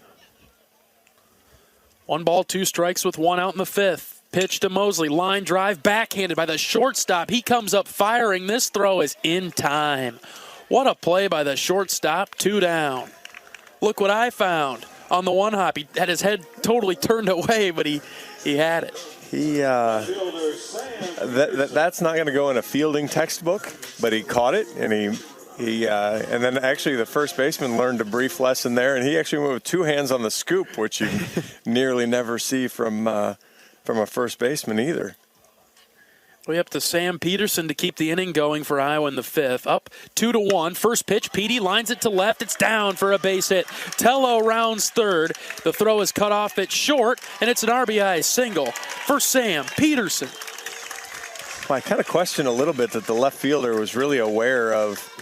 He went immediately to second base. The shortstop caught that ball really before Tello was even halfway, maybe even a third down from third to home. And yeah. So, I'm not think about it. I'm not suggesting that they could have thrown him out at the plate, but to not even check in a 2-1 game seems like an interesting choice. Hawks up 3-1. Iowa has scored a singular run in each of the last 3 innings now. Peterson takes off for second. Christensen fouls it back to the screen. It's a good cut at that one. really important response from the Hawkeyes too, to kind of get back into what they were doing. You know, all the momentum was in the St. Thomas dugout after closing 2-1 and really having a chance to tie. It was a good answer for the Hawks to come back and you know, now get that one run back. Peterson takes off again, pitches outside. Catcher couldn't get it out of his glove, and the throw is very late. And so Peterson is at second. A little bit too. It goes to, you know, you mentioned in the first inning how tall the catcher is. It's when you're in the squat, you pop all the way up. There's a lot of extra moving parts there to get that ball down to second base. 1-1, Christensen lines this to center, carrying well, but it won't carry enough. And the center fielder, Voyevich, has got it for the third out of the inning. So the Hawks add another run. It's 3-1. We've played 5 in Iowa City. Top of the 6th coming up, Iowa 3, St. Thomas 1. This is Hawkeye Baseball from Learfield. At Oak Knoll, our mission is to provide exceptional retirement living and health services through life care. I'm Steve Rowe, Executive Director. We are a not-for-profit life plan community and have served Iowa City for more than 55 years. Our team helps residents create home by living our values of caring, respect, enthusiasm, awareness, teamwork, and encouragement. If you're looking at retirement options, visit our website at oakknoll.com. We want you to lead life your way. Go Hawks! Woo! Got my nachos, got my big TV, and my favorite chair. It's game time. But you know, the only thing that would make it a little better is if I could listen to my local broadcasters while watching the game. Hello. You must have wished for your game to be synced with TV and radio. I sure did. Do you have a DVR? You bet. Do you have a streaming device? Yeah. Blammo! Your game is now synced. It's that easy. Oh, boy. To see if you can get synced, head to syncmygame.com from Learfield. Syncmygame.com? Syncmygame.com.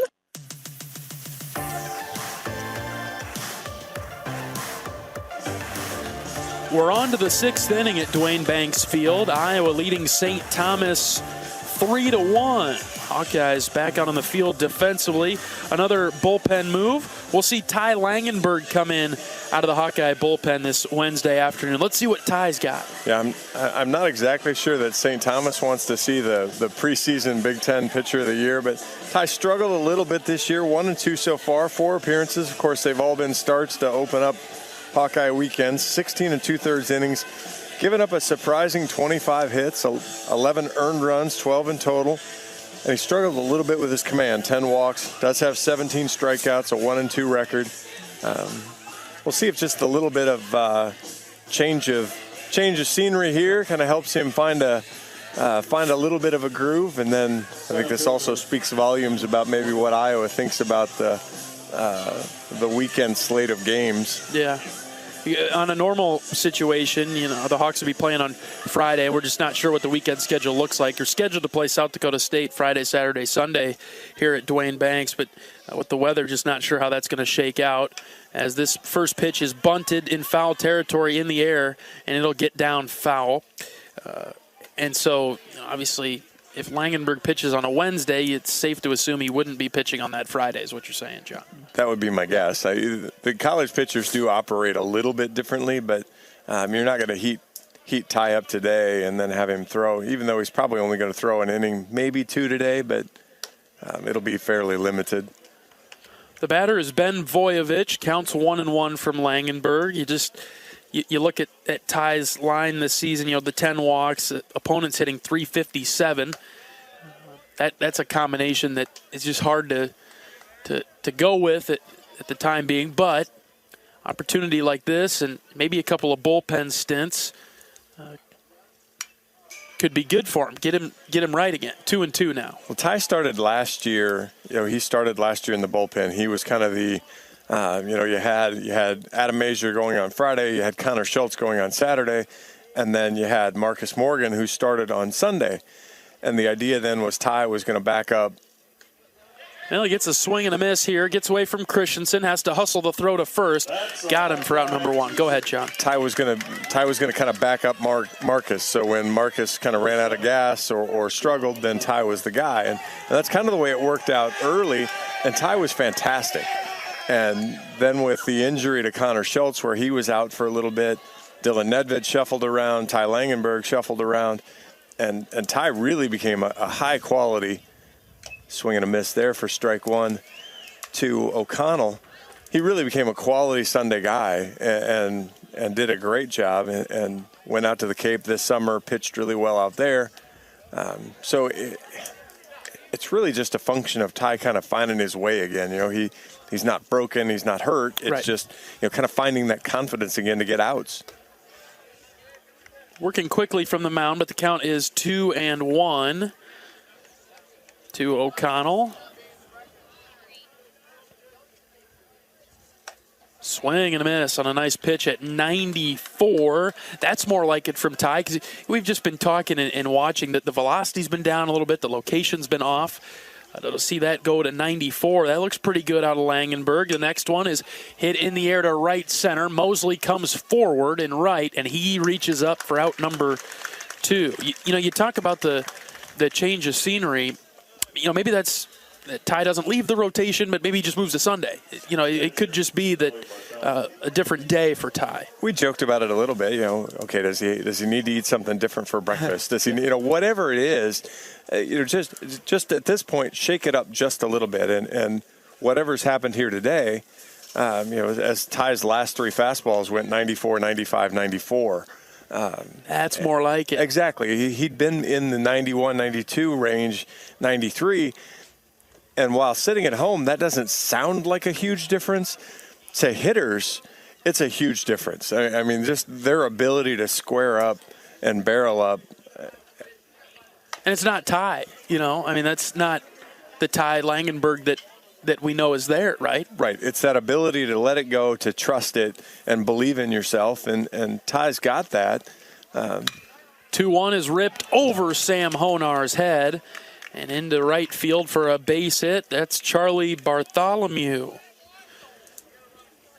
Good piece of hitting there. Went down a good fastball on outside part, and actually in the inside part as he drove it. We'll have a new runner there jogging in. First base, number 25. That'll be Colin Lewandowski, freshman infielder. He'll go run. Joe Roeder's up now, and Roeder walked and scored in the 5th. Hawks up 3-1, top of the 6th inning. Decent lead by that freshman at first base there. Langenberg looks in for the sign. He's got it from Christensen, and the pitch. That's well low, ball 1. Yeah, Ty that was the changeup, missed down there.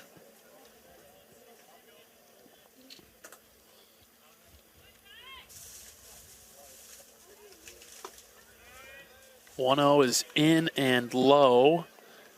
2 balls, no strikes, 2 gone in the 6th. Tried to bounce back with a slider there. Just struggling a little bit. It looks like with just kind of that release point, just getting it to let go.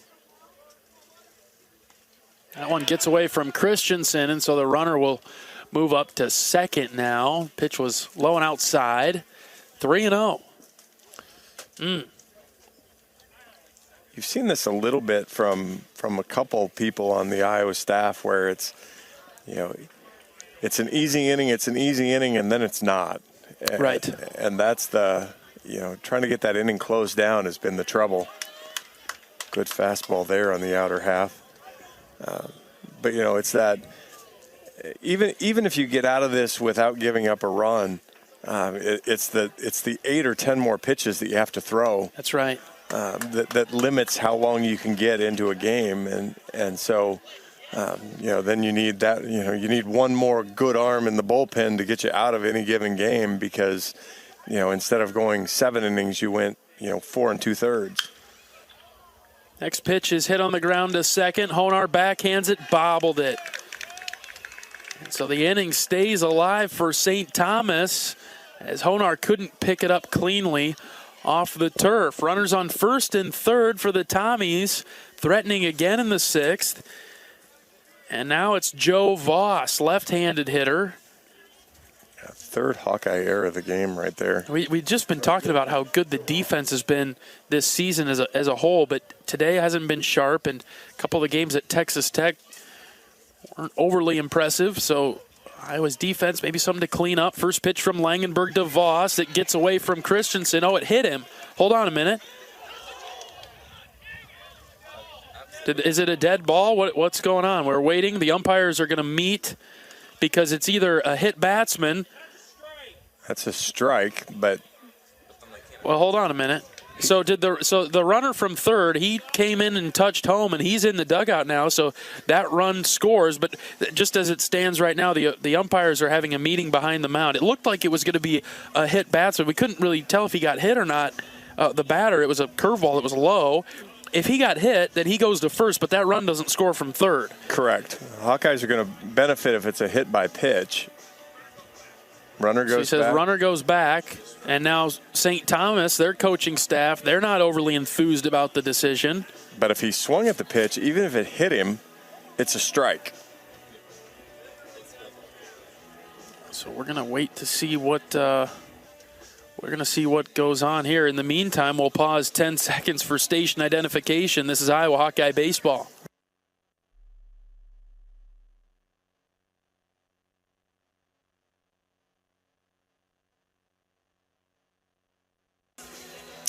All right, so the count is 0-1. The runner goes back to third. Run does not score.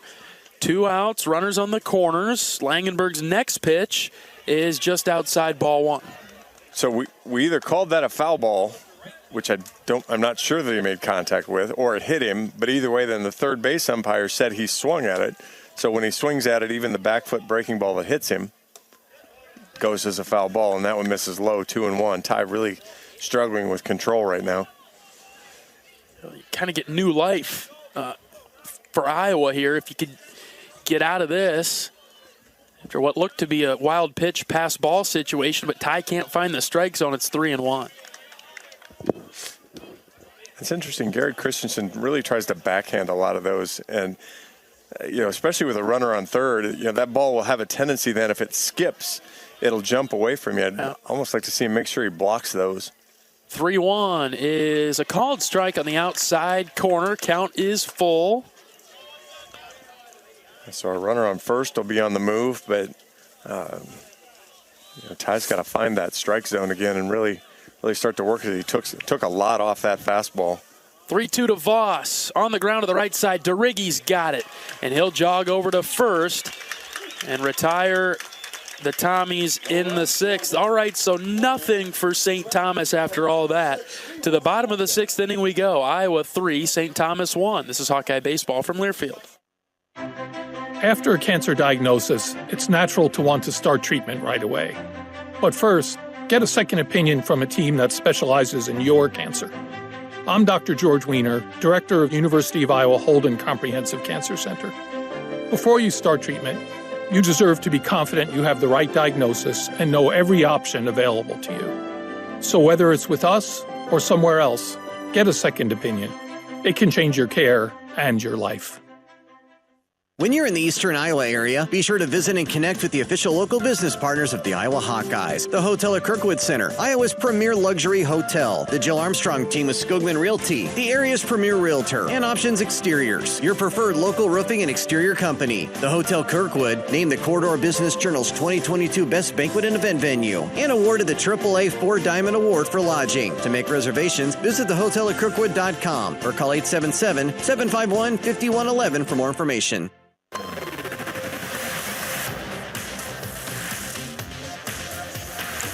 John Evans and John Leo in the broadcast booth at Dwayne Banks Field in Iowa City. Bottom of the 6th inning, Iowa up 3-1 on St. Thomas. New pitcher for the Tommies is Jeremy Click, 6'3", 185 right-hander. He's a junior from Maple Grove, Minnesota. Click's making his 3rd appearance. He's 0-1 on the season with a 13.50 ERA. Couple innings, given up 4 hits, 3 runs. They were all earned. Has not walked a batter. Struck out 4, but opponents are hitting 400 against him so far. So good spot. He's got an upper 80s fastball, slider and curveball that he really likes to throw. So Hawks will have to be on the lookout for the spinners this time. All right, we'll get a different look from St. Thomas in this inning. Michael Seegers, he'll lead things off today, or rather in this sixth inning. He led off today too. Yeah, he did. You were recapping. You were recapping. I'd like to see Michael get going again. He comes into the game hitting .321, but swings at the first pitch and shoots it into center, but right to Voyevich out there, one down. They had a great series in Mobile, and then they had one really good day in Lubbock and a couple of un-Michael-like days. He was pretty aggressive on those base paths, wasn't he? He was. Huckstorf's turn. One away, bases empty. First pitch is a breaking ball way high, ball one. You saw there a real heavy spinner trying to get that ball to call the ball to curve on that one. 1-0, swing and a miss. Came right back, good fastball, upper part of the plate. Kyle was trying to drive that to Carver out there.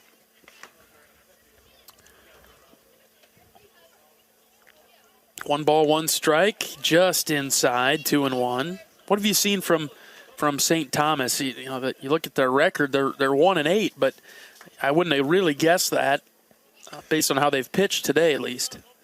And in theory, we aren't seeing their best arms, so done a nice job. Ground ball to second. Huckstorf can't beat it out. He's out number 2. I guess I should maybe walk back the pitching element. They have walked quite a few hitters, but they've gotten out of the jams. So they're pitching with enough confidence and belief in themselves that they can retire Hawkeye hitters today. Selectively or effectively wild is kind of what they've been. When they've had to bear down and get outs, they've been able to do it, and Hawkeyes haven't been able to come up with that timely hit to make this a really big number to 1 at this point. DeRiggi stands in. First pitch outside. Iowa up 3-1 in the bottom of the 6th. 2 away and nobody on. 1-0 pitch to DeRiggi. Slow curveball. Called strike. 1-1. Got a number of pitchers that throw those big breaking balls that kind of scream "hit me," and the Hawkeye hitters haven't been able to get it done. Goes with a fastball, and Brennan misses this one. 1-2. Pretty good pitch mix there. He starts it in the same area. Rather than being the looping breaking ball, it's the fastball that just has a little arm side run and goes away from Brennan. 1 ball, 2 strikes. Pitch to DeRiggi. This is way low. 2-2. Good opportunity there. Snapped right back through kind of that same. Threw in that same field of vision, but then threw the curveball that breaks back the other way, and Brennan did a nice job holding off. 2-2, hit on the ground, into right field. Base hit for DeRiggi. He's on with 2 strikes and 2 outs. Good piece of hitting right there. Really well done. Pulled it right into the gap. We talked a lot. Brennan had a teammate there on Texas Tech. It was kind of fun for him. I saw him talking after the game. They had a chance after the series ended to get together and talk, and the 5 of them that had kind of spread their way through the country after spending 4 years at Wofford. Wofford, I got to be honest, I don't know a ton about their baseball program, but it must be pretty solid. Pretty good. Last 4 out last year, first 4 out, however you want to say that. Mm-hmm. Pitch was in the dirt, first pitch to Anthony. And then so far this year, I think top 15 or 20 RPI. It's a pretty good number, and they're a good squad. And obviously with a couple of the players that we know about, they're pretty good. Yeah, they must have, they've got that deal where they don't have a grad school out there, right? And so players that would want to pursue that have to go elsewhere. In our case, we're glad that Brennan DeRiggi traded in his Wofford black and gold for the Hawkeye black and gold. Well, and Brennan told me he has 2 majors and a minor already. So spending another year at Wofford that was going to be completely paid for on his own didn't seem to make a lot of sense to him. Mm-hmm. 2 balls, no strikes to Anthony. Here's the pitch. This is low. Runner takes off for second. DeRiggi slides in there. The pitch had trickled away from Bartholomew, the catcher, and so he's in scoring position with 2 away in the Hawkeyes 6th. Iowa up 3-1. Trying to break it open, but hard to do with 2 outs. Funny enough, I don't think that really got away from him. I think when he kind of panicked and ended up flipping it out of his own glove, I think he caught it, but surprised himself a little bit. You're right, yeah. That's a good pitch there across for a strike. So see if Keaton really needs to find a way to get going here. 3 balls and a strike to the Hawkeye cleanup hitter. Here's the pitch. Ooh, up and in, and it's ball 4. Sometimes it's like that free throw or layup too. Even you see the pitches, you get a walk and you get on base. Maybe that'll start him up the next time he comes up. Got to see one go through, right? Yep, exactly. Inning stays alive for Iowa in the 6th. Raider Tello stands in. Raider could use a big hit. A lot of room in left center for him. I just want to point out, you did hear his walk-up music, right? Yes. Okay, just wanted to clarify that so that you knew when if Raider hits one over to Carver, what direction you have to go with this.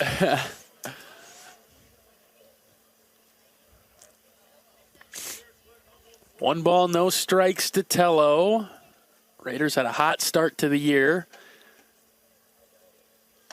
Gets the hands going, doesn't commit to it, and that's all right. It's on the inside corner. It's a called strike, but boy, if you swing at that, you make contact. You're not doing much with that. Yeah, it's not going anywhere. It's a good pitch. We had a chance on Saturday to talk to both his dad and his grandpa, and what good people. Just nice to talk to. Appreciate him telling us Raiders' story a little bit. 1-1 curveball, called strike on the inside corner. 1-2. Raiders got a battle now. We'll go with Ish on that one. But yeah, just nice to get a little insight into the new Hawkeye and learn a little bit about him. Check on the runner at second. DeRiggi scrambles back.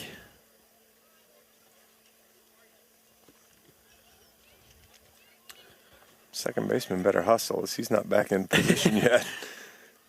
A lot of room over there on the right side then. 1 ball, 2 strikes, pitch to Tello. Line drive back up the middle, base hit.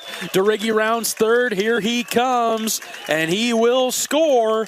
Tello with an RBI single right back where it came from. How about that? Well, funny enough, the second baseman was positioned perfectly, and his coach and I moved him out of the spot. So he was hustling back to get over into a more normal second base position, and Tello lined it right back up where it came from.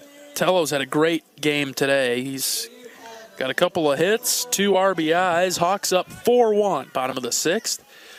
He stands on first. Anthony's out there at second. Here's Sam Honar. Sam takes this outside, ball 1.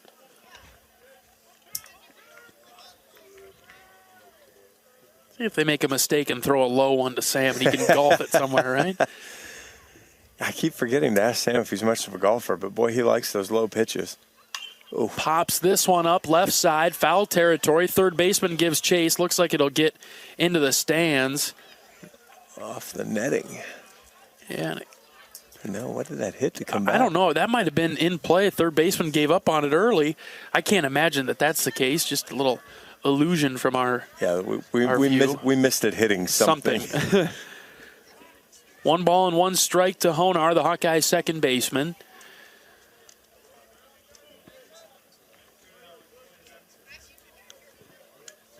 Click takes a peek for the sign. He's got it. He's ready with the 1-1. Here it comes. Fouled back to the pad, 1-2. Sam was right on that one. Just a high fastball, was able to just be a little above the level. Couldn't get the bat up to it. St. Thomas has done a decent job getting Iowa in 2-strike counts. They're hitters.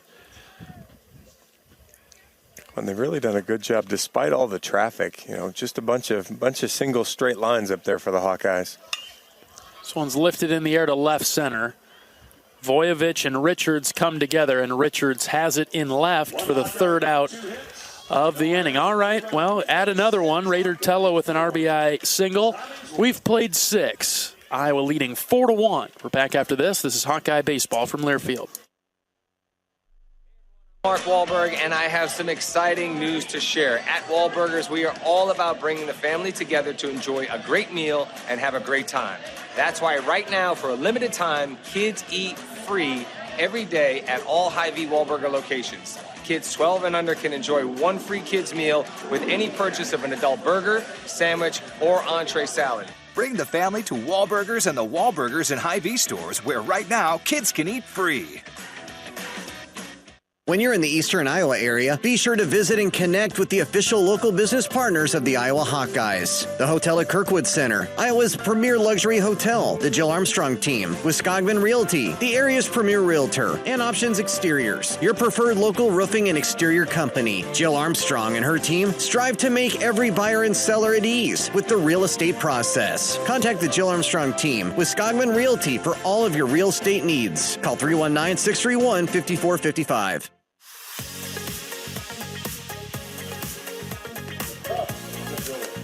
We've reached the top of the 7th this afternoon. Hawks are up on St. Thomas 4-1. New pitcher in for Iowa. Good to see Will Christopherson take the mound. It was the plan was to go with Christo on Sunday, let him follow up after Marcus Morgan, and then got bit by a little bug and shut him down. And so yeah, good to see him back out there. He looked pretty decent by Sunday night, but so you kind of figured it wasn't too long lasting, but you never know how long those things last. And I mean, these athletes all have such stringent routines that once you get kind of shook out of them, it might take a time to get back. But good to see Will, and we'll see that they've always got kind of an over/under on how many sliders he throws, and there's the first one for a strike. Bottom portion of the order, Kalesa will lead things off for St. Thomas. We've got a horizontal break number on TrackMan that's always a lot of fun to watch when Christo pitches. Oh, he's just fooled Kalesa there. Had him reaching for that one. That's a slider. It's now 0-2. That's a slider that starts right down the middle and then just slides away. So totally outside. What is the plate, 19 inches? So that ball broke 18. He goes with another slider there for the third strike. Christopherson back at it. As he walks over to the Kalesa's over there trying to explain, it spins and it sweeps. Good luck. Stay on it. It won't hit you in the back, but it's really going to break. As that one has automatic. As that one has the full plate of break, as that one snapped 19 inches. I mean, it's just usually the first time, especially if it's a midweek team, the first time a midweek right-hander sees it, he turns away and it breaks in for a strike. Goes with more of a fastball look there at 86, high and away. He's got Ank in trouble here, 0-2. I'm not sure what that's not his fastball, so I don't know if he had too much spin for a changeup, too, so I'm not sure what he threw, but actually threw a little bit different version. That might have been the curveball there. He just missed a little bit away there. Just the pitch before was just flat. It didn't have much break at all, but it was, like you said, not really the speed that he has on a fastball, mid-80s. Of course, how do we know? He doesn't throw a fastball He hardly anymore. throws it. You're right. I don't know how hard he throws a fastball. 1-2 pitch is hit foul. That's a good point. Can't tell you the last time we saw him throw a true fastball. Every ball's got a foot and a half break. It's hard to tell. But yeah, it's such a unique. That's what'll make him a good closer for the Hawks through the year. 1-2 on the ground to DeRiggi at first. He'll flip it to Christopherson, who's covering, and 2 down now in the 7th. And that was more. He went back to the fastball there, the 91-mile-an-hour fastball, and even that has a lot of ride and movement on it. Just not quite the snap of the slider. Top of the order in Richards coming up now. 0 for 3 today. Depending on how the bullpen wants to go, how Coach Heller wants to work it, where you didn't get to use him at all, he might get another inning. The cutter. Thank you, Mr. Ungs. First pitch is a called strike to Richards. So it's a cutter that he's throwing. Yeah, so it gets across it. So it's not going to have the same velocity as his normal fastball, but it'll have that movement to it. Ooh, this one's too far inside, and it hits Richards in the leg. He'll limp down to first.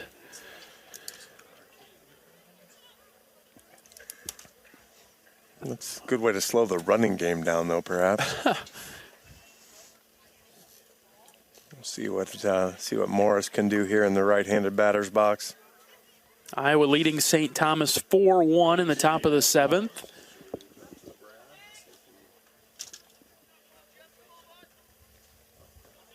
Clean start to the inning. Now try to get out of it. They're hitting the last batter. First pitch to Morris is low and outside. He didn't go for that slider. Good pick there from Gehrig.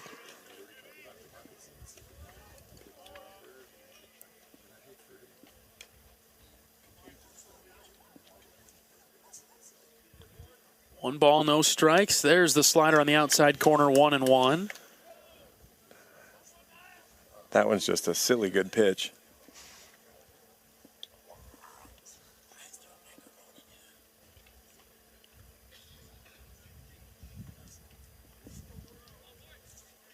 Christofferson set with the 1-1. It's hit on the ground to Honar at second. He backhands it and then throws it to Seegers for the force out, third out of the inning. Nothing doing for St. Thomas in the 7th. We'll stretch things out at Dwayne Banks. Iowa leading 4-1. Back after this, this is Hawkeye Baseball from Learfield. Your husband is pretty handy to have around. He makes the world's best mac and cheese. Lunch is ready. He's in the Tickle Monster Hall of Fame. And he can teach anyone how to throw strikes. But a busted pipe and a basement full of water? Honey, I think we need a plumber. Is a little out of his league. That's where a homeowner's policy from Shelter Insurance comes in handy. We'll help get your house back in order and your husband back to what he does best. Find an agent at shelterinsurance.com. We're your shield. We're your shelter. We all love a good win. Catching up with friends, saving money at the pump, soaking up the perfect Iowa day, sitting down to a really, really good meal. These are the everyday delights that make us smile. These are the moments that connect us all as Iowans. And these are the wins that, more often than not, start with Iowa's farm families and the crop they're growing. Because when corn grows Iowa, Iowans win. Learn more about how to share your own wins at iowacorn.org/IowansWin.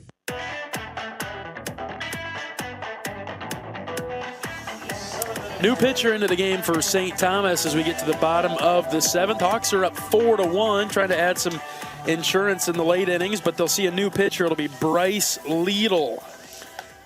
Bryce will be making his second appearance of the year. Pitched an inning, gave up 2 runs, 1 was earned.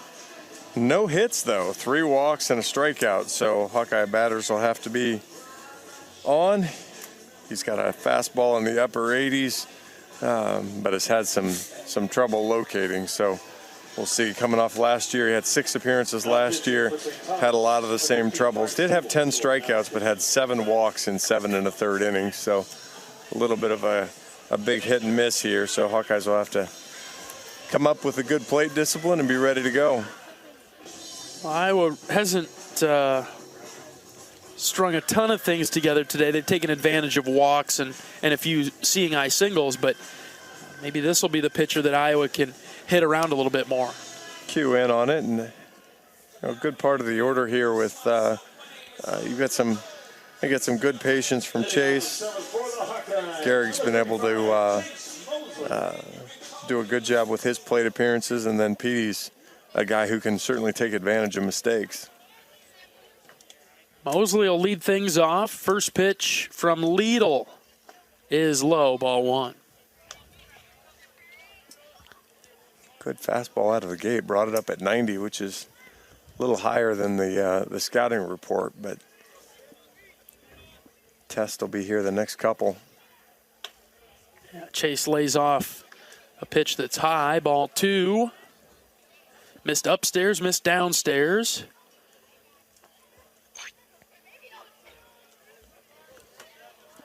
If he misses over the heart of the plate, Chase could really drive one. 2-0, there it is. Into the right center gap, right fielder moving over. Ball's knocked down by the wind and caught by Marsh out there in right. I believe that's, they've made a change out there in right, so that's Voss that caught it. And Mosley's out number 1. Yeah, did a nice job. Kind of found the spot he liked and really attacked it. Just the ball kind of moved in onto the inner part of the plate, and he didn't quite get it off the barrel. So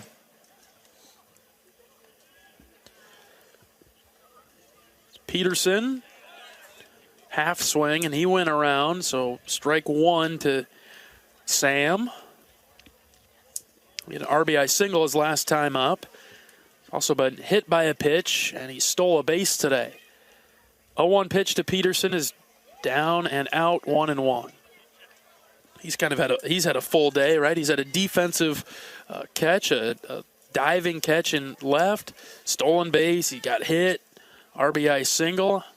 Huge diving catch that fouls this from in on the hands, 1-2. The diving catch was a good chance for the Tommies to tie the game up or take the lead if he's not able to make the play, and makes the diving catch. The tying run didn't even score, and Hawks have been somewhat cruising. It's an uncomfortable comfortableness so far. Bottom of the 7th, 4-1. 1-2 pitch to Petey. That's high, 2-2. It just feels like a game that Iowa is in control, in command of, but when you look at the score, it's only 4-1, and that's a couple of, that's a walk, a single, and a big fly, right? That would get her done. 2-2's tapped just foul. Although then I'd still go back to they have no home runs on the season, so there would have to be. The statistics favor us here. You'd think it would take a little bit longer and different rally for them to get there that way, but they've barreled up some. Tommies have really hit the ball hard at a couple spots. 2-2 swung on and missed. Peterson goes down for out number 2. We'll see a pinch hitter in now for Iowa. This is Cade Moss. And Moss is getting called back to the dugout. So they'll go Blake Guerin. So we'll see Guerin come in.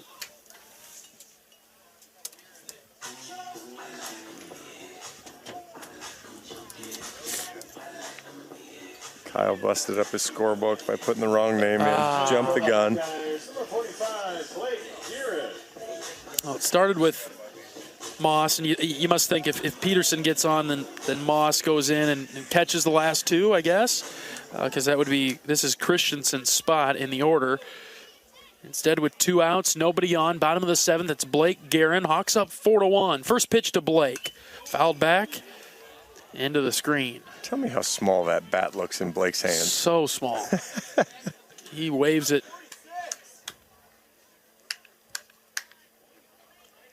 with ease.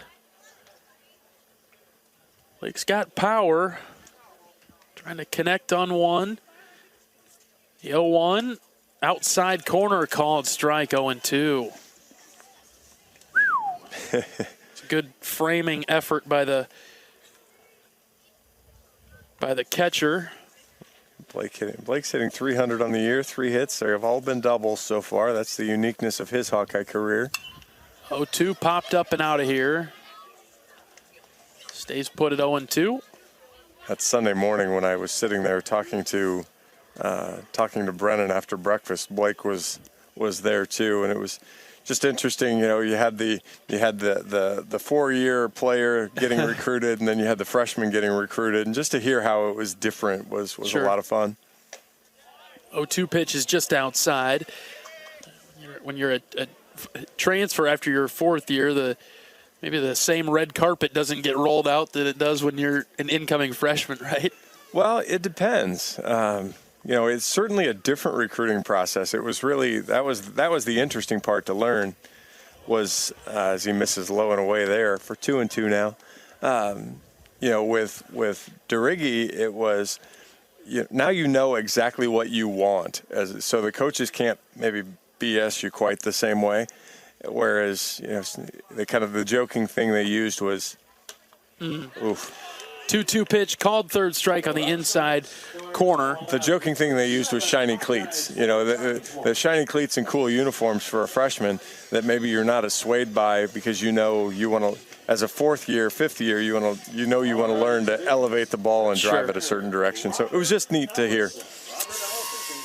All right, Iowa goes down 1-2-3 in the 7th. Hawks on top 4-1. Back after this, you're listening to Hawkeye Baseball from Learfield. All love a good win. Catching up with friends, saving money at the pump, soaking up the perfect Iowa day, sitting down to a really, really good meal. These are the everyday delights that make us smile. These are the moments that connect us all as Iowans. And these are the wins that, more often than not, start with Iowa's farm families and the crop they're growing. Because when corn grows Iowa, Iowans win. Learn more about how to share your own wins at iowacorn.org/IowansWin. At US Cellular, we think phones are great, but they're not always great for us. Because while they connect us to so much, they can also distract us from, well, us. The us that actually laughs out loud with each other instead of just texting it. That knows being in the same room doesn't always mean being together. So let's find us again by putting our phones down. Not forever, just for 5. 5 days, 5 hours, even 5 minutes. Join US Cellular in the Phones Down for 5 challenge. Find out more at uscellular.com/findus.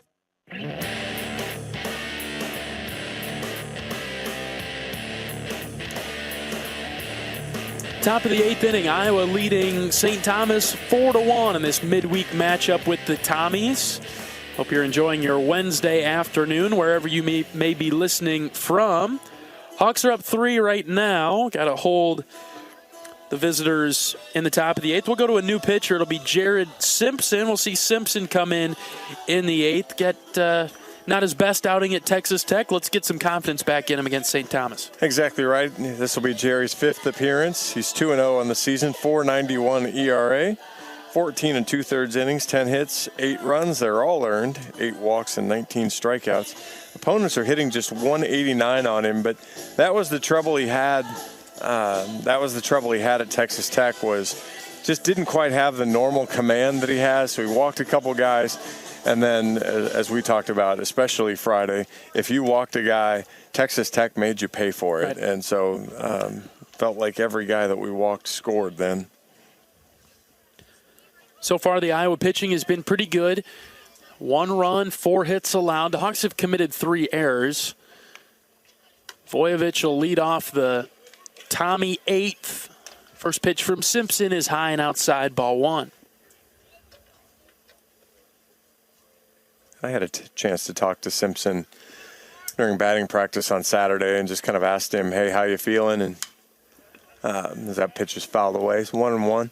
And he was good. You know, he recognized that, even the best pitchers don't go out there every day and get everybody out. And so he kind of wiped it away. And so it's still good to get back out on the mound now and be able to kind of really get rid of it. 1-1, swing and a miss, 1-2. I guess if you think about it, you'd rather have shaky performances all at once rather than span them totally out, right? And then every game has a little bit of mystery to it, right? You just chalk that up and say it's not our day as a collective staff. Yeah, you hate the demolition that the scoreboard looks like. Sure. But from just a complete wash standpoint, you're like, okay, yeah, it's done, and now we're all good again, and we'll get people out again. 2 balls, 2 strikes to start the 8th. Simpson looks in for the sign. He's got it. The pitch, swing and a miss. Down he goes for out number 1. And Simpson is he's a nasty left-hander. And so, again, we've got a couple left-handers left in the Tommy lineup here that didn't get pinch hit when Gatilla went through. And, it'll be a look for them that they won't see very often this season. Have a defensive substitution to pass along. Cade Moss now doing the catching for Iowa. And he grabs that first pitch strike from Simpson. So Moss is in. Don't see any other changes in the Hawkeye defense. A 1 pitch, check swing, and called strike anyway. It's 0-2.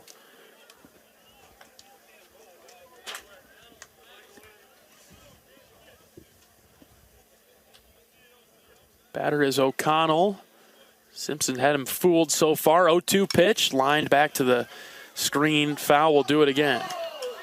Good cut there as he got on a good Simpson fastball, but One of the things that we've noticed in Lubbock was when Hawkeye pitchers missed, when they missed into the middle of the plate, Tech punished them, and that was kind of one of those fastballs, a little bit up in the zone, but right in the middle of the plate.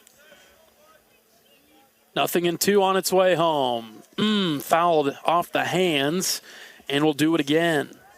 That was a little bit more like it, right on the inside corner, and he got O'Connell to commit to it, but he got a piece of it.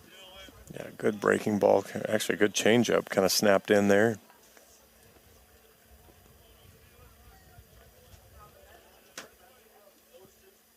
.02 is high. First ball of the at-bat. Down in the Iowa bullpen, Luke Llewellyn is warming up. Louie to finish. Louie probably coming in the ninth. Hawks are up 4-1. Trying to improve to 12-3 on the season. 1-2 pitch from Simpson. On the ground foul. This is a good effort by O'Connell to stay in the box and have a nice at-bat.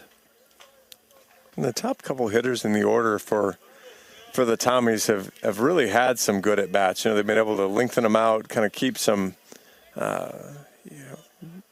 make the Hawkeye pitchers earn it, for lack of a better way of saying it. Simpson missing just high and outside. We've talked about St. Thomas's record being 1-8. They haven't played a home game, obviously, in Minnesota. Is a little tough to do in February. They haven't played any neutral site games either. They've spent their first 9, now make it 10 today on the road.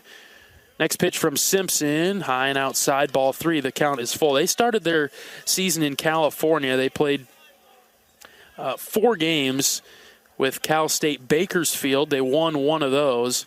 They spent a few days in Sacramento, playing Sacramento State. 3-2s hit foul off the end of the bat. We'll do it again. Sacramento State got them for 2. They had 2 games canceled. And then St. Thomas was at St. Louis to play the Billikens. Competitive games with them. Lost 4-1, 6-5, and 5-2. It's not like St. Thomas has been getting blown out by any indication. The 3-2 from Simpson, high and outside, ball 4. St. Thomas was supposed to play this past weekend at Illinois, Chicago, and all 4 of those games were canceled. So it's not like St. Thomas is 1-8 with getting run ruled every game. Exactly, and a ton of bad losses, right? They're just competitive and. When they're hitting 197 on the season, so obviously they haven't quite got the bats awake yet, but opponents are only hitting 226. You've seen a little bit of the control issues today. Fouled off right in front of the plate as he tried to check his swing. So you've seen some of the control issues that maybe have led to runs. Just a 4.68 team ERA. So again, even that's not really too bad. But opponents have been able to get them out a little bit with a 1.59 ERA. So. As they keep kind of growing and fighting, Coach Heller talked to you about it in pregame. Try to keep these games close, low, competitive. Hunter will steal second base. He comes off the bag and he's out. Honar kept the tag on him at second. And so O'Connell, after a great at bat where he eventually walked, tried to steal second, slid past the bag. Good throw from Cade Moss to Honar. Honar kept the tag on him. Really nice job from Honar to stick with that play and didn't just slap the tag on and come off when the runner kept running. Counts 0-2. This is hit down the third baseline. It'll go foul, and Tello will pick it up to kill the play. Because O'Connell didn't slide over the bag by much, but Honar was there the whole time, kept it right on his feet, so that when they went over, and kudos to the umpire. That's our second base umpire, Brett Meal. He was there and stayed with the call as well, so that when he came off, he was able to go ahead and punch him out. That's the one thing about baseball. You get a runner on with 1 out, and then next thing you know, you catch him stealing, and then Rally's dead. Yeah, it's just done. And now all of a sudden it's 0-2. Pitch from Simpson. Swing and a miss. Got him on the high heater from Jared. All right, good job by Simpson out of the pen. We head to the bottom of the 8th inning. Hawks are up 4-1. This is Hawkeye Baseball from Learfield. At Mid-American Energy, we want to help keep you safe around power lines and electrical equipment. Always assume a power line is energized, even if it's on the ground. To avoid the risk of an accidental shock or electrocution, avoid touching a power line with anything. And when you see high voltage warnings on transformers and substations, stay away. We care about you and your safety. Get more tips at midamericanenergy.com. Paid for by the customers of Mid-American Energy. Woo! Got my nachos, got my big TV, and my favorite chair. It's game time. But you know, the only thing that would make it a little better is if I could listen to my local broadcasters while watching the game. Ah, hello. You must have wished for your game to be synced with TV and radio. I sure did. Do you have a DVR? You bet. Do you have a streaming device? Yeah. Blammo! Your game is now synced. It's that easy. Oh, boy. To see if you can get synced, head to syncmygame.com from Learfield. Syncmygame.com? Syncmygame.com.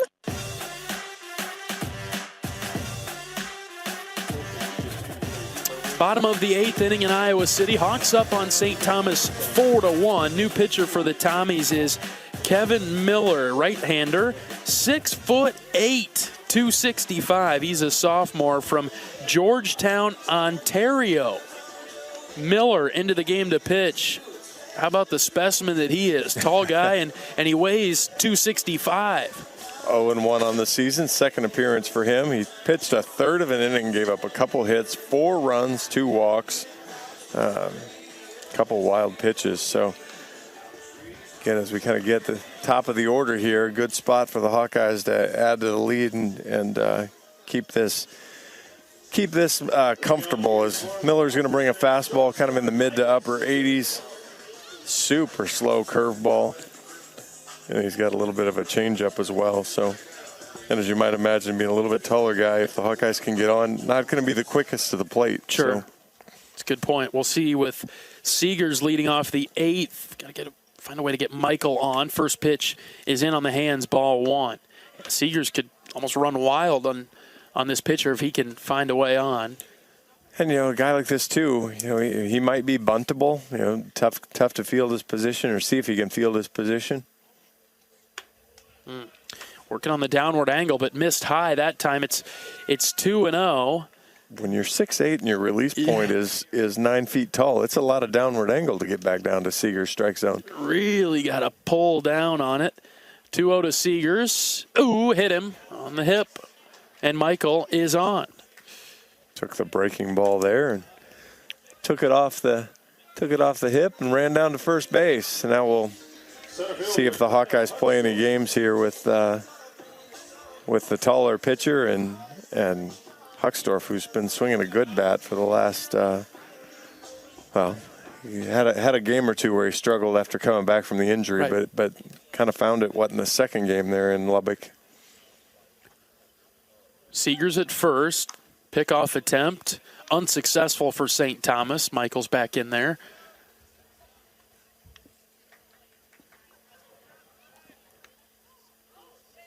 Hawks could use a little insurance here. No question. 4-1. First pitch to Huckstorf is a breaking ball. Called strike on the inner half of the plate. String something together and try to add to the total. Iowa leading 4-1, bottom 8. Come home with the 0-1. This is outside. Looked like a good pitch, but it's 1-1. I really tried to kind of double up the same thing there. Just tried to move it to the outside corner of the plate. Didn't get the call. Right fielder's playing exceptionally shallow. Counts 2-1. Miller can't find the zone. I know the wind blowing from right to left here today, but we've seen Huckstorf drive pitches out to right. If Huck could either line one into the right center field gap or catch one right down the line, he'd be able to run for a while. Oh, Seegers is running. Here's the throw down. It's off the mark, so Michael has a stolen base. That's the danger of letting him get on, right? And the count's 3-1 to one of the best hitters in the lineup. Well, and a well-timed stolen base too. You pick the 75-mile-an-hour breaking ball to go, and really going to have a hard time throwing Michael out at second base on that. Probably a green light here, John, on 3-1. Yes, sir. Miller taking his time. Here's the pitch to Huckstorf. Ooh, ball 4. Looked good from up here, but I guess it was low. So first two guys are on. Just a little low, and that'll give Brennan Durigi now a chance to blow one open here a little bit. First two Hawkeyes are on to start the bottom of the 8th. We've been talking about insurance runs. Big opportunity for Iowa now with Durigi, and Anthony's on deck. First and second, nobody out. Iowa up 3 in the 8th. First pitch to Durigi, breaking ball low. You want to talk about downward angle. That you don't need much with a curveball like that. That thing started at 12 o'clock and took a dive below 6. Broke the clock at 6. It's a good stop there from Morris on that ball. 1-0 to Durigi. This is low, ball 2. So the pitcher here struggling to find the zone. Miller with a hit batsman and a walk in the 8th. And this was his last appearance. He only made it through a third of an inning because he kind of started to spray it around a little bit. Durigi hits this into right field. It's a base hit. Seegers is rounding third. Here comes the throw all the way home. Not in time. Seegers will slide in safely, and it's 5-1. RBI single. Brennan Durigi. Good piece of base running there from Kyle Huckstorf, too. He didn't get a good jump, as we talked about on one of those balls earlier. Line drive in that hole. He had to pause because he was going to get hit. But then as he turned and rounded second, realized the throw was headed to the plate. So he just kept right on going to third and was able to make it. Durigi thought about trying to take it on the throw to the plate, but the first baseman did a nice job of showing cutoff and kept him there at first. 5-1 now with runners on the corners. First pitch to Keaton Anthony. Curveball called strike outside corner. Anthony struggled a bit today. He's 0 for 3 with the walk. Hawks haven't been able to hang a crooked number up there yet. So all ones. How about that? Good opportunity here. Nothing in one pitch on its way home. Anthony lays off. Low and outside, ball 1.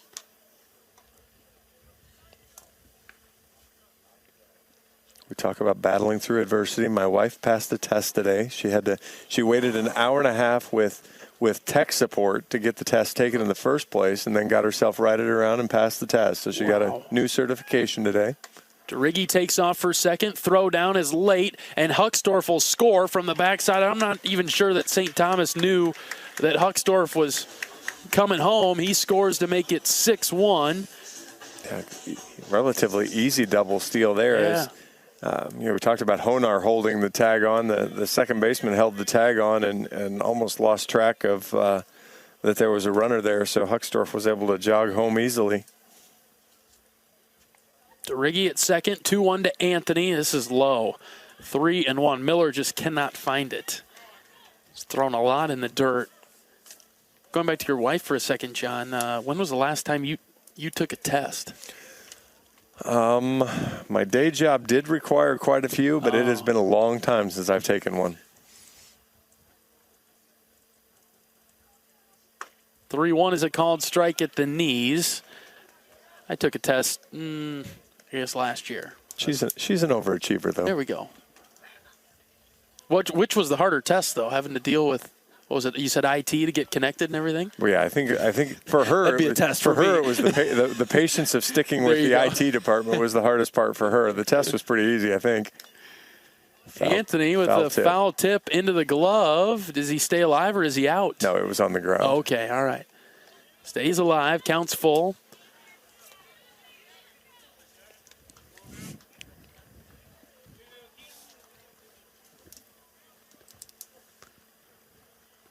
Wind really picking up to left field now. Boy, isn't it? Yeah, 3 balls, 2 strikes, nobody out, and the 8th. Hawks have put 2 across, leading 6-1. Here's the pitch to Anthony. That's up and in, ball 4. Better at bat, though, too. He stuck with the pitch, got the foul tip to stay alive, and drew a walk. So maybe kind of talked about it in his last at-bat. Maybe that'll kind of start getting him going a little bit. And we might get a pitching change here in the top of the 9th, or... We're at least going to have a mound visit, as our coach will head out and talk with Kevin Miller, who hasn't had a great outing hit batter, a couple of walks, and a single along the way. Raider Tello will be the next Hawkeye hitter. There's nobody out, and yeah, that's going to do it for Miller. So we'll see who St. Thomas brings in as Miller will exit. Hawks have runners on first and second now.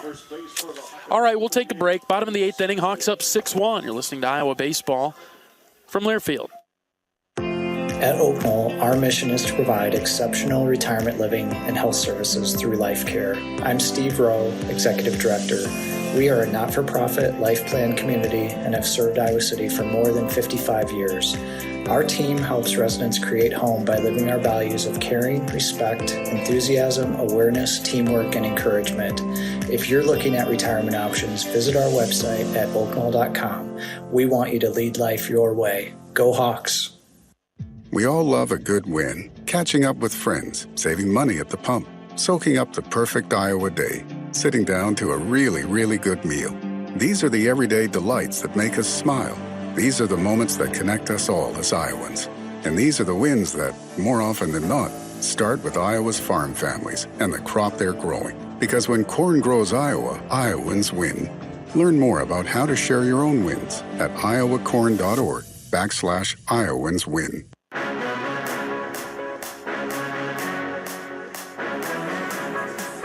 New pitcher into the game for St. Thomas, right-hander Carl Cano. He's a sophomore, and he's into the game for the Tommies in the 8th with Iowa leading 6-1.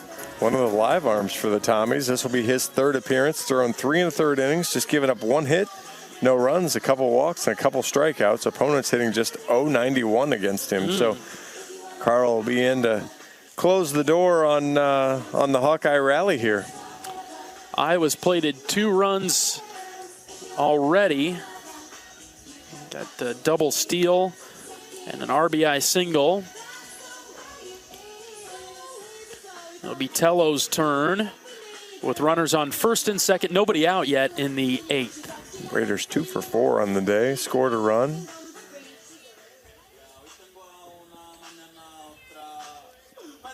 Yeah, he's really put the ball in play. A couple of singles and a pair of RBIs. Ben Wilmus is on deck. Number 28, Raider Tello.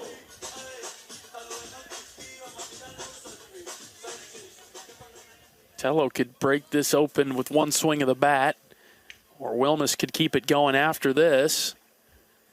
Third baseman playing even with the bag. Cano's first pitch to Tello. Shot in the gap in right center. Right fielder going back. He's got it for the first out. DeRiggi will tag from second, advancing to third.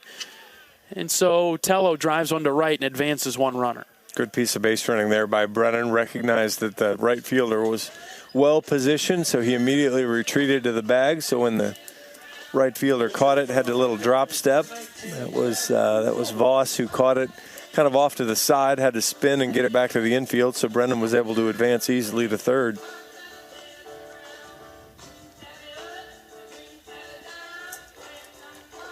See Ben Wilmus now batting in Sam Honar's spot. And Wilmer handles the bat well. You could see, although 6-1, you might not see too much creativity here. First pitch strike on the outside corner. Wilmus has been in and out of the starting lineup. Start at Texas Tech. Kind of a do-it-all player. He's playing almost, you could plug him in at any position. 0-1 pitch to him. That's high and outside, too far, 1-1. He's really, he's almost turned into Coach Heller's utility knife. It was a little bit, an infielder last year, second base, third base.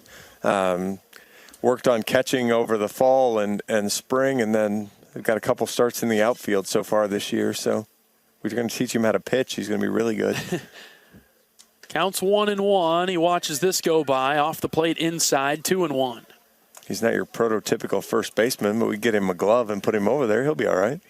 Well, we know that he'd give it his best shot, right? He would that's the best part about Ben, is he would absolutely give it a whirl, and you would not question the effort, that's for sure. 2-1 to Wilmus. Fouls this back to the pad. It's 2-2. Right on the fastball. Just couldn't quite get the barrel square.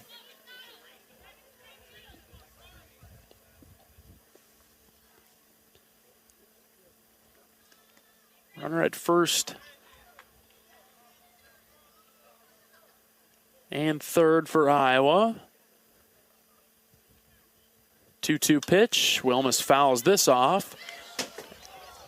Hello. And right off the press box window over to our right.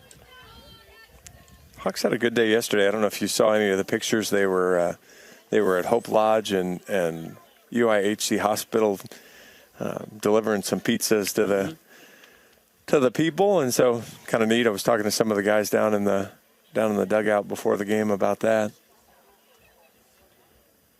Oh, doing good things. Sarsfield, the runner, takes off for second, and he slides in safely. The throw it went to second, but the second baseman had cut it off. He stepped in front of the bag. It's kind of a trick to alleviate the pressure on the double steal possibility. Yeah, we did a better job from a Tommy perspective of what's your plan on first and third there. But Durigi wasn't going anywhere, so the fake didn't get him. Infield will come in for St. Thomas now. Runners on second and third, 1 out. 3 balls, 2 strikes. Pitch to Wilmus. Swing and a miss. High heater. He's out number 2. That was just a good high fastball. And one of those that it's hard to get up to 90 miles an hour that's letter high. It's just it looks so good though as a hitter. The ball just looks bigger, but it's so hard to get cranked up and get the bat up to that level at that speed. Opportunity for Chase Mosley now to really break it open. Hawks up 6-1. First pitch to Mosley is inside. It hit him, and the bases are loaded for Peterson. And now the head coach for St. Thomas, he comes out of the dugout, and he's going to have a conversation with the home plate umpire about Mosley leaning into that pitch. I agree with his basic premise, but in that case, Mosley was still within the batter's box. We're going to have a conference, though. The umpires are going to come together. But it's the way the game has evolved. It makes it very difficult to pitch inside because the batter has no obligation to try to get out of the way. They obviously can't lean into it, which is what Coach O'Lean is asking about. But generally speaking, you pitch inside. If that guy's crowding the plate and you bounce it off his elbow pad, as long as he's not over the plate in the strike zone, it's a hit by pitch. And I'm not sure that any of the umpires are going to have noticed anything too dramatic there to cause him to send Chase back to the plate, but you never know. This would be interesting. Yeah, okay, they are going to give him first base. Can't hurt to ask the question. Sure. Just send a message like, hey, because, the Hawks have been hit today. If I do my math as quick as possible, 1, 2... 4 times? 6 times today. Hawks have been hit 6 times. So the base is loaded for Peterson. Bottom of the 8th with 2 outs. Iowa leading 6-1. Pitch to Sam is low and outside. Blocked nicely by the catcher behind the plate. Yeah, 6 walks and 6 hit by pitches. And 7 hits. All even. Pretty much, you kind of done it in a variety of ways. Peterson can unload and maybe put the dagger through St. Thomas if he can get a base hit on this 1-0 pitch. Ooh. Driven deep to left center. Get going, baby. It is gone. Ho-ho! Petey. Sam Peterson with a grand slam over the left center wall. Boom! Hawkeyes' 4th grand slam on the season. Didn't necessarily see it coming on a day like today, but Petey got it, drove it out there. That ball traveled 397 feet, bouncing right down the road. As he just turned on it. It was really kind of a line drive home run. Didn't have a ton of elevation, but got it out there. There you talk about putting up the crooked number. We wait to the 8th inning to do it. 6 have come across for the Hawks. Now it's 10-1 all of a sudden. Blew Llewellyn's save opportunity. Chase lines one to right. Yeah, this will be caught out there in right. So Moss is retired to end the 8th, but the Hawks put up the big number and are in good shape now as we head to the 9th. The grand slam by Sam Peterson helped give Iowa the 10-1 lead. Heading to the 9th inning, Luke Llewellyn will take the mound. We'll give you his stats in just a moment. You're listening to Hawkeye Baseball from Learfield. US Cellular, we think phones are great, but they're not always great for us. Because while they connect us to so much, they can also distract us from, well, us. The us that actually laughs out loud with each other instead of just texting it. That knows being in the same room doesn't always mean being together. So let's find us again by putting our phones down. Not forever, just for 5. 5 days, 5 hours, even 5 minutes. Join US Cellular in the Phones Down for 5 challenge. Find out more at uscellular.com/findus. Knowing that I can make a difference in my patients' lives keeps me motivated every single day. Hi, I'm Dr. Kanya Ferguson at University of Iowa Healthcare. With academic medicine, we see the toughest cases, so we're always innovating. And we bring the best minds together to collaborate, so there's more brain power focused on you. Because that leads to exceptional care for our patients and our community. See how at uihc.org.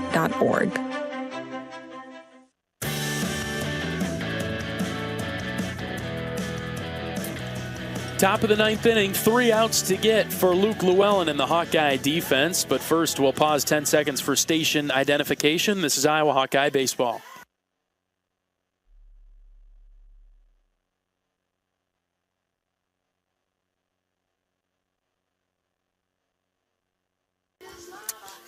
Couple of changes for the Hawkeyes defensively. I guess Cade Moss was catching the last inning. Gable Mitchell is now in at second base.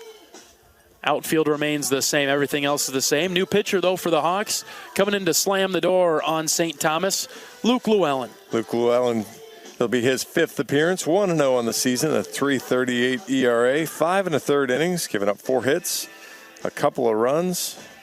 They were both earned. Walked 4, struck out 6. And like a lot of the Hawkeye pitchers, gave up a couple home runs there at Texas Tech, but did a nice job kind of keeping it around the zone and throwing good strikes. And he's been, was the closer for part of last year, and another one part of the really trusted bullpen that Coach Heller turns to when he needs to get an out and kind of be a good setup guy, good closer role. Obviously today it kind of got away where it's not really much of a closer role, but Louis does a good job throwing strikes, getting outs. First batter of the inning is pinch hitter Jonah Hogue.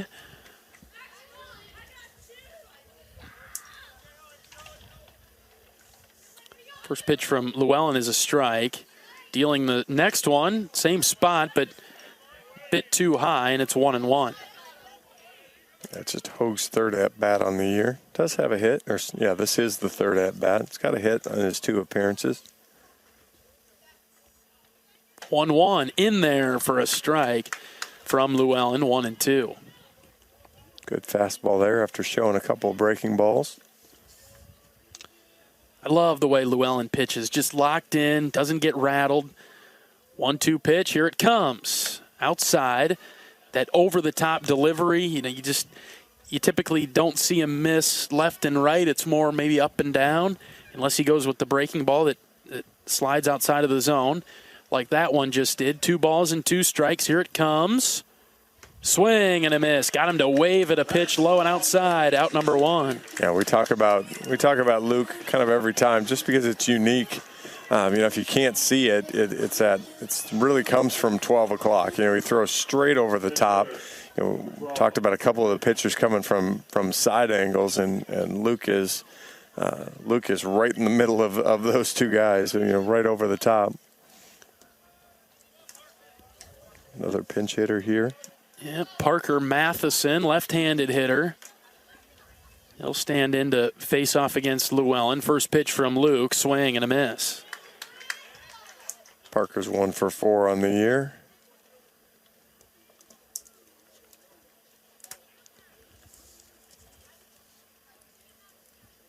Llewellyn's got the sign from Moss. The 0-1 skirts outside, 1-1. Luke's fastball does have a little arm side run. It kind of works into the right-handed batter's box, so it'll break away here from the left-handed hitter. He paints the inside corner. That's a nice pitch from Llewellyn to go inside on the lefty, and it's 1-2. You show him the fastball that runs away, then you break him right back inside and just fool him that way. Looks in for the 1-2 sign. Here it comes. It's on the ground and just foul past a diving DeRiggi at first. That was close. Just a bounce or two foul. That would have been trouble getting into that corner. Iowa leading 10-1 in the top of the ninth after breaking things open with a 6 spot in the bottom of the 8th. Llewellyn's got the sign that he likes. The 1-2, feels it, deals it, fouls it back to the net.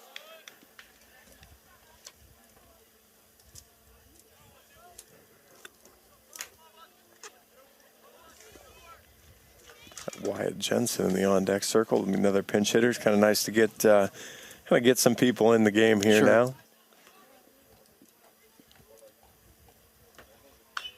Tapped foul on the 1-2. We'll do it again. One of the things that I sort of like to do as the season progresses, you kind of, all right, let's keep track of how St. Thomas does the rest of the way, right? Let's keep track of Sam Houston and the teams that we've played throughout the season. So we'll see if the Tommies can turn it around. 1-2 pitch on its way home, lifted in the air to left off the end of the bat. This is foul and out of play. We'll do it again at 1-2. It's a nice at-bat here from Matheson, sticking with it. Fouled off some good pitches and fouled off kind of the variety of pitches. The fastball, the curveball. He's been able to stick to all of them. He's seeing it pretty well, and see how this turns out. 1-2 pitch is ripped to DeRiggi at first, but he's got it on a line, out number 2. And St. Thomas down to their final out. Luke will try to close it out again with another pinch hitter. You mentioned Sam Houston. I know they played Illinois. Illinois took 2 of 3 from Sam Houston, but they're going to be a team that, if they stay healthy in kind of that main core lineup, they hit the ball really well. Right. Wyatt Jensen is in the batter's box, right-handed hitter, swings and misses at the first pitch from Llewellyn. Hawks up 10-1. Good fastball there on the outer half. Nice breaking ball. 0-2. The floor just dropped under that one.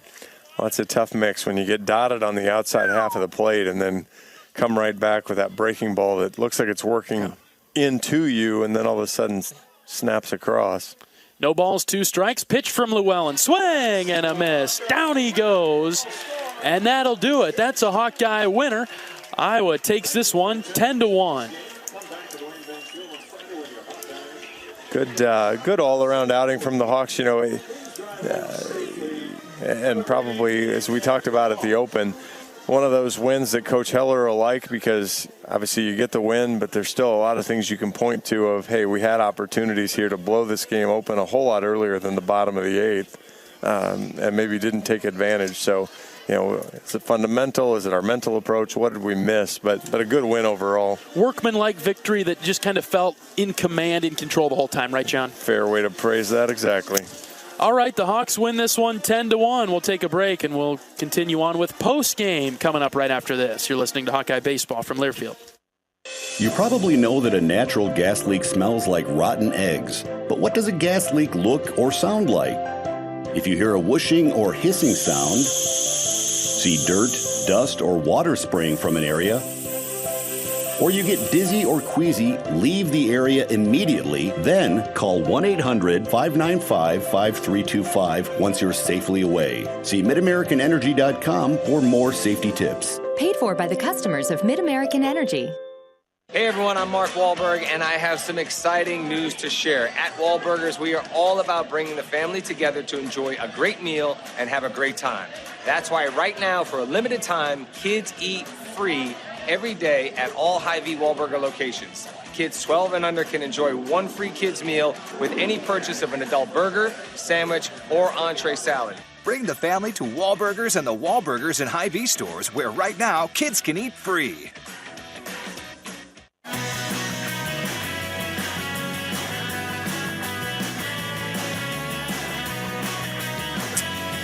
Iowa with the 10-1 win over St. Thomas today. The Hawks improved to 12-3 with the midweek winner over the Tommies.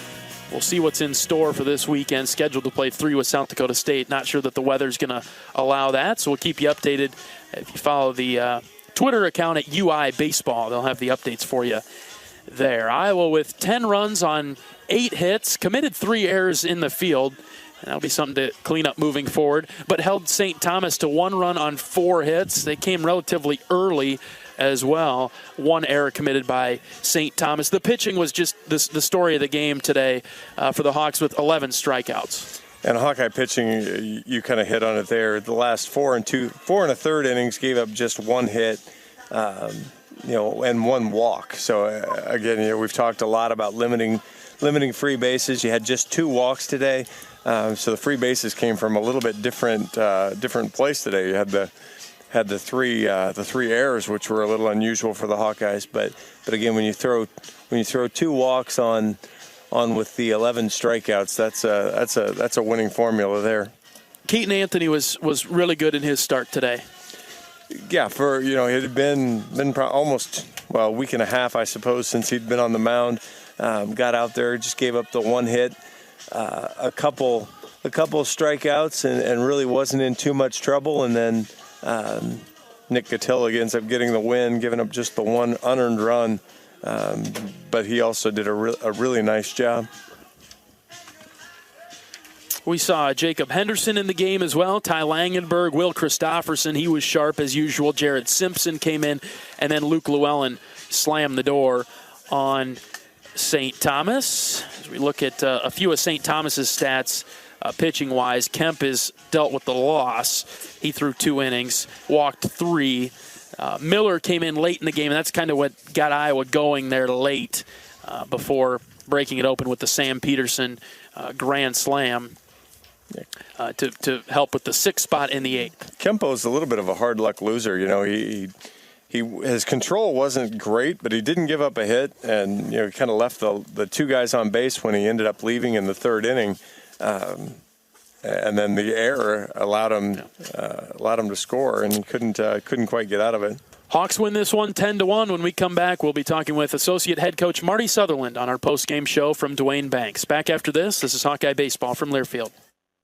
At U.S. Cellular, we think phones are great, but they're not always great for us. Because while they connect us to so much, they can also distract us from, us. The us that actually laughs out loud with each other instead of just texting it. That knows being in the same room doesn't always mean being together. So let's find us again by putting our phones down. Not forever, just for 5. 5 days, 5 hours, even 5 minutes. Join U.S. Cellular in the Phones Down for 5 challenge. Find out more at uscellular.com/findus. At Oak Knoll, our mission is to provide exceptional retirement living and health services through life care. I'm Steve Rowe, Executive Director. We are a not-for-profit life plan community and have served Iowa City for more than 55 years. Our team helps residents create home by living our values of caring, respect, enthusiasm, awareness, teamwork, and encouragement. If you're looking at retirement options, visit our website at oakknoll.com. We want you to lead life your way. Go Hawks!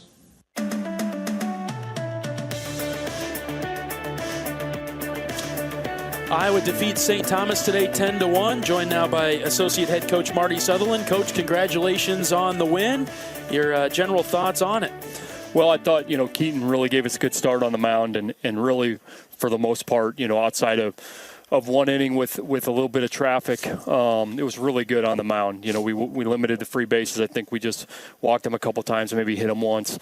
So that part was really good. Offensively, they sure gave us a lot of different things, but we weren't able to really take advantage of much of anything until right there in the 8th inning, and that was probably the disappointing part. I just thought offensively we were pretty average, especially given what they were giving us, a lot of traffic, and then defensively 3 errors that that stuff's going to come back to haunt you. We got to be better there. That was a little bit more loose than we want to be.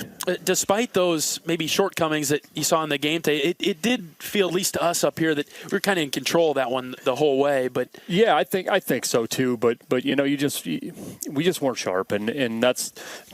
There's a lot of excuses that are out there, with the travel, and it's just been a lot, right? And I just felt even prior to the game, it just was a little bit slow. But to the guys' credit, they figured out a way to keep plugging away. Again, we were really good on the mound, stingy on the mound, which made it difficult for them to score. And we did enough offensively to at least have leads there towards the latter part of the game, and then Sam with the big 2-out, grand slam there in the eighth to give us the big cushion. So, we finally, took advantage of those free bases because they gave us an awful lot of them. I think they hit us 6 or 7 times. We walked 6 times. They made some mistakes defensively. So, you just would like to take a little bit more advantage of those. When they present themselves, but at the end of the day, they did enough to get it done, which is the number one goal. Coach, is that going to be the kind of the story of this team? Is that, hey, when things, all the adversity, whether it's the travel or early on, we just find a way. Different ways, but we find a way every time. Well, you hope so. I think we talk about this all the time. We always hang our hats here on being able to be stingy with the free bases, meaning defensively we're really clean. And on the mound we do a really good job. And if you're good on the mound and you play really quality defense, you have a chance to have a really good year, regardless of what type of offense you have. And I like to think we have maybe a better offense than we've had the last few years. It's just it's a longer lineup. We can, more guys can, do some damage, which is good to have. But we make the 3 errors, and those are the things that we just can't do. Those are the things you're not going to overcome against a lot of different opponents. If you give them that many opportunities and extra outs, those are the things that haunt you. And all the games are important. So you just want to make sure you're as stingy as possible with those type of things. And at the end of the day, if you look over in the other dugout and they just beat you, they out-hit you, they score, you can live with that. It's when you're making mistakes and giving them extra outs and giving them free bases that make it really hard to stomach. So that's what we got to clean up. That's just, it's been a little bit loose here probably for the last 7 to 8 games. The free base stuff has been a little bit too much, and so we got to calm that down. We got to do a little bit better there, and hopefully it starts this weekend with whatever the heck we're going to do this weekend. So well, we'll figure that out hopefully soon. But a dominant win, but a motivating win. Like, hey, we can still be better, Coach. Congratulations on the win, the 12-3 start. Thanks for your time today. Thanks, John. Associate head coach Marty Sutherland on our postgame show from Duane Banks Field. The Hawks win it 10-1. We'll take our final break, and we'll come back with highlights and then wrap things up from Iowa City. This is Hawkeye Baseball from Learfield. US Cellular, we think phones are great, but they're not always great for us. Because while they connect us to so much, they can also distract us from, well, us. The us that actually laughs out loud with each other instead of just texting it. That knows being in the same room doesn't always mean being together. So let's find us again by putting our phones down. Not forever, just for 5. 5 days, 5 hours, even 5 minutes. Join US Cellular in the Phones Down for 5 challenge. Find out more at uscellular.com/findus. After a cancer diagnosis, it's natural to want to start treatment right away. But first, get a second opinion from a team that specializes in your cancer. I'm Dr. George Weiner, Director of University of Iowa Holden Comprehensive Cancer Center. Before you start treatment, you deserve to be confident you have the right diagnosis and know every option available to you. So whether it's with us or somewhere else, get a second opinion. It can change your care and your life.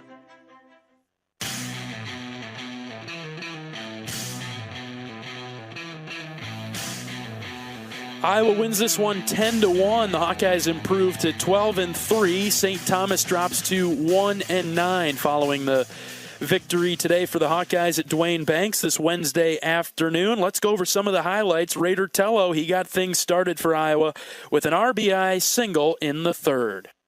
Pretty big gap in left center if Raider could find it. The 2-2. Here it comes. Line drive, base hit into right. Huckstorf rounds third. They're going to wave him. Here comes the throw. It's cut off at the pitcher's mound, and Raider Tello gives the Hawkeyes their first run and the lead. It's 1-0 in the third. Kyle Huckstorf, he followed things up in the 4th inning with an RBI double. 2-0 pitch to Huck. Line drive over the third baseman's head into the corner. Christensen, he'll round third and he'll score. Huckstorf is headed for second. He's got an RBI double and the Hawks are up 2-0. To go along with the offensive explosion that was later to come, it was Sam Peterson in left field making an incredible diving catch to end a threat. Line drive into left. This is caught. It's a diving catch by Sam Peterson, and that'll save a run or two. How about that, Petey? Sam Peterson, he found his bat, too. He came to the batter's box in the 8th and unloaded a grand slam to left center that put the Hawks up for good. Peterson can unload and maybe put the dagger through St. Thomas if he can get a base hit on this 1-0 pitch. Ooh. Driven deep to left center. Get going, baby. It is gone. Ho-ho! Petey. Sam Peterson with a grand slam over the left center wall. Boom! And then it was Luke Llewellyn to come in the 9th. A 1-2-3 inning. The cherry on top. A strikeout to end the game. No balls, 2 strikes. Pitch from Llewellyn. Swing and a miss. Down he goes. And that'll do it. That's a Hawkeye winner. Iowa takes this one 10-1. All right, the Hawkeyes win it, improved to 12-3 on the season. Next up on the schedule, supposed to be South Dakota State for a home series Friday, Saturday, Sunday. Just doesn't seem like the weather is going to allow us to play the Jackrabbits here in Iowa City. So we're not exactly sure when our next broadcast will be. It could be somewhere this weekend. It could be Tuesday against Grandview. Follow the Hawkeye Baseball account on Twitter at UI Baseball, HawkeyeSports.com for updates on our next game and next broadcast. Appreciate your listenership this afternoon. Hawks win it 10-1. Thanks to our great board op down in Jefferson City, Michael. He's the pro. He's the expert. Thank you for your work today, Michael.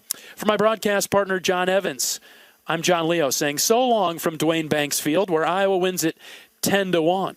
Every day's a great day to be a Hawkeye. Some are just a little bit better than others. Take care, everybody. Hawkeye Baseball has been brought to you by Homewood and Home 2 Suites, preferred hotel of the Hawkeye Radio Network, Iowa's corn farmers of the Iowa Corn Growers Association, and the Iowa Corn Promotion Board. When corn grows Iowa, Iowans win. Oak Knoll, an active life care community. University of Iowa Healthcare, changing medicine, changing lives. And by Wimmer's Meats, the official hot dog of the Hawkeyes. The preceding has been a Learfield presentation on the Hawkeye Sports Network.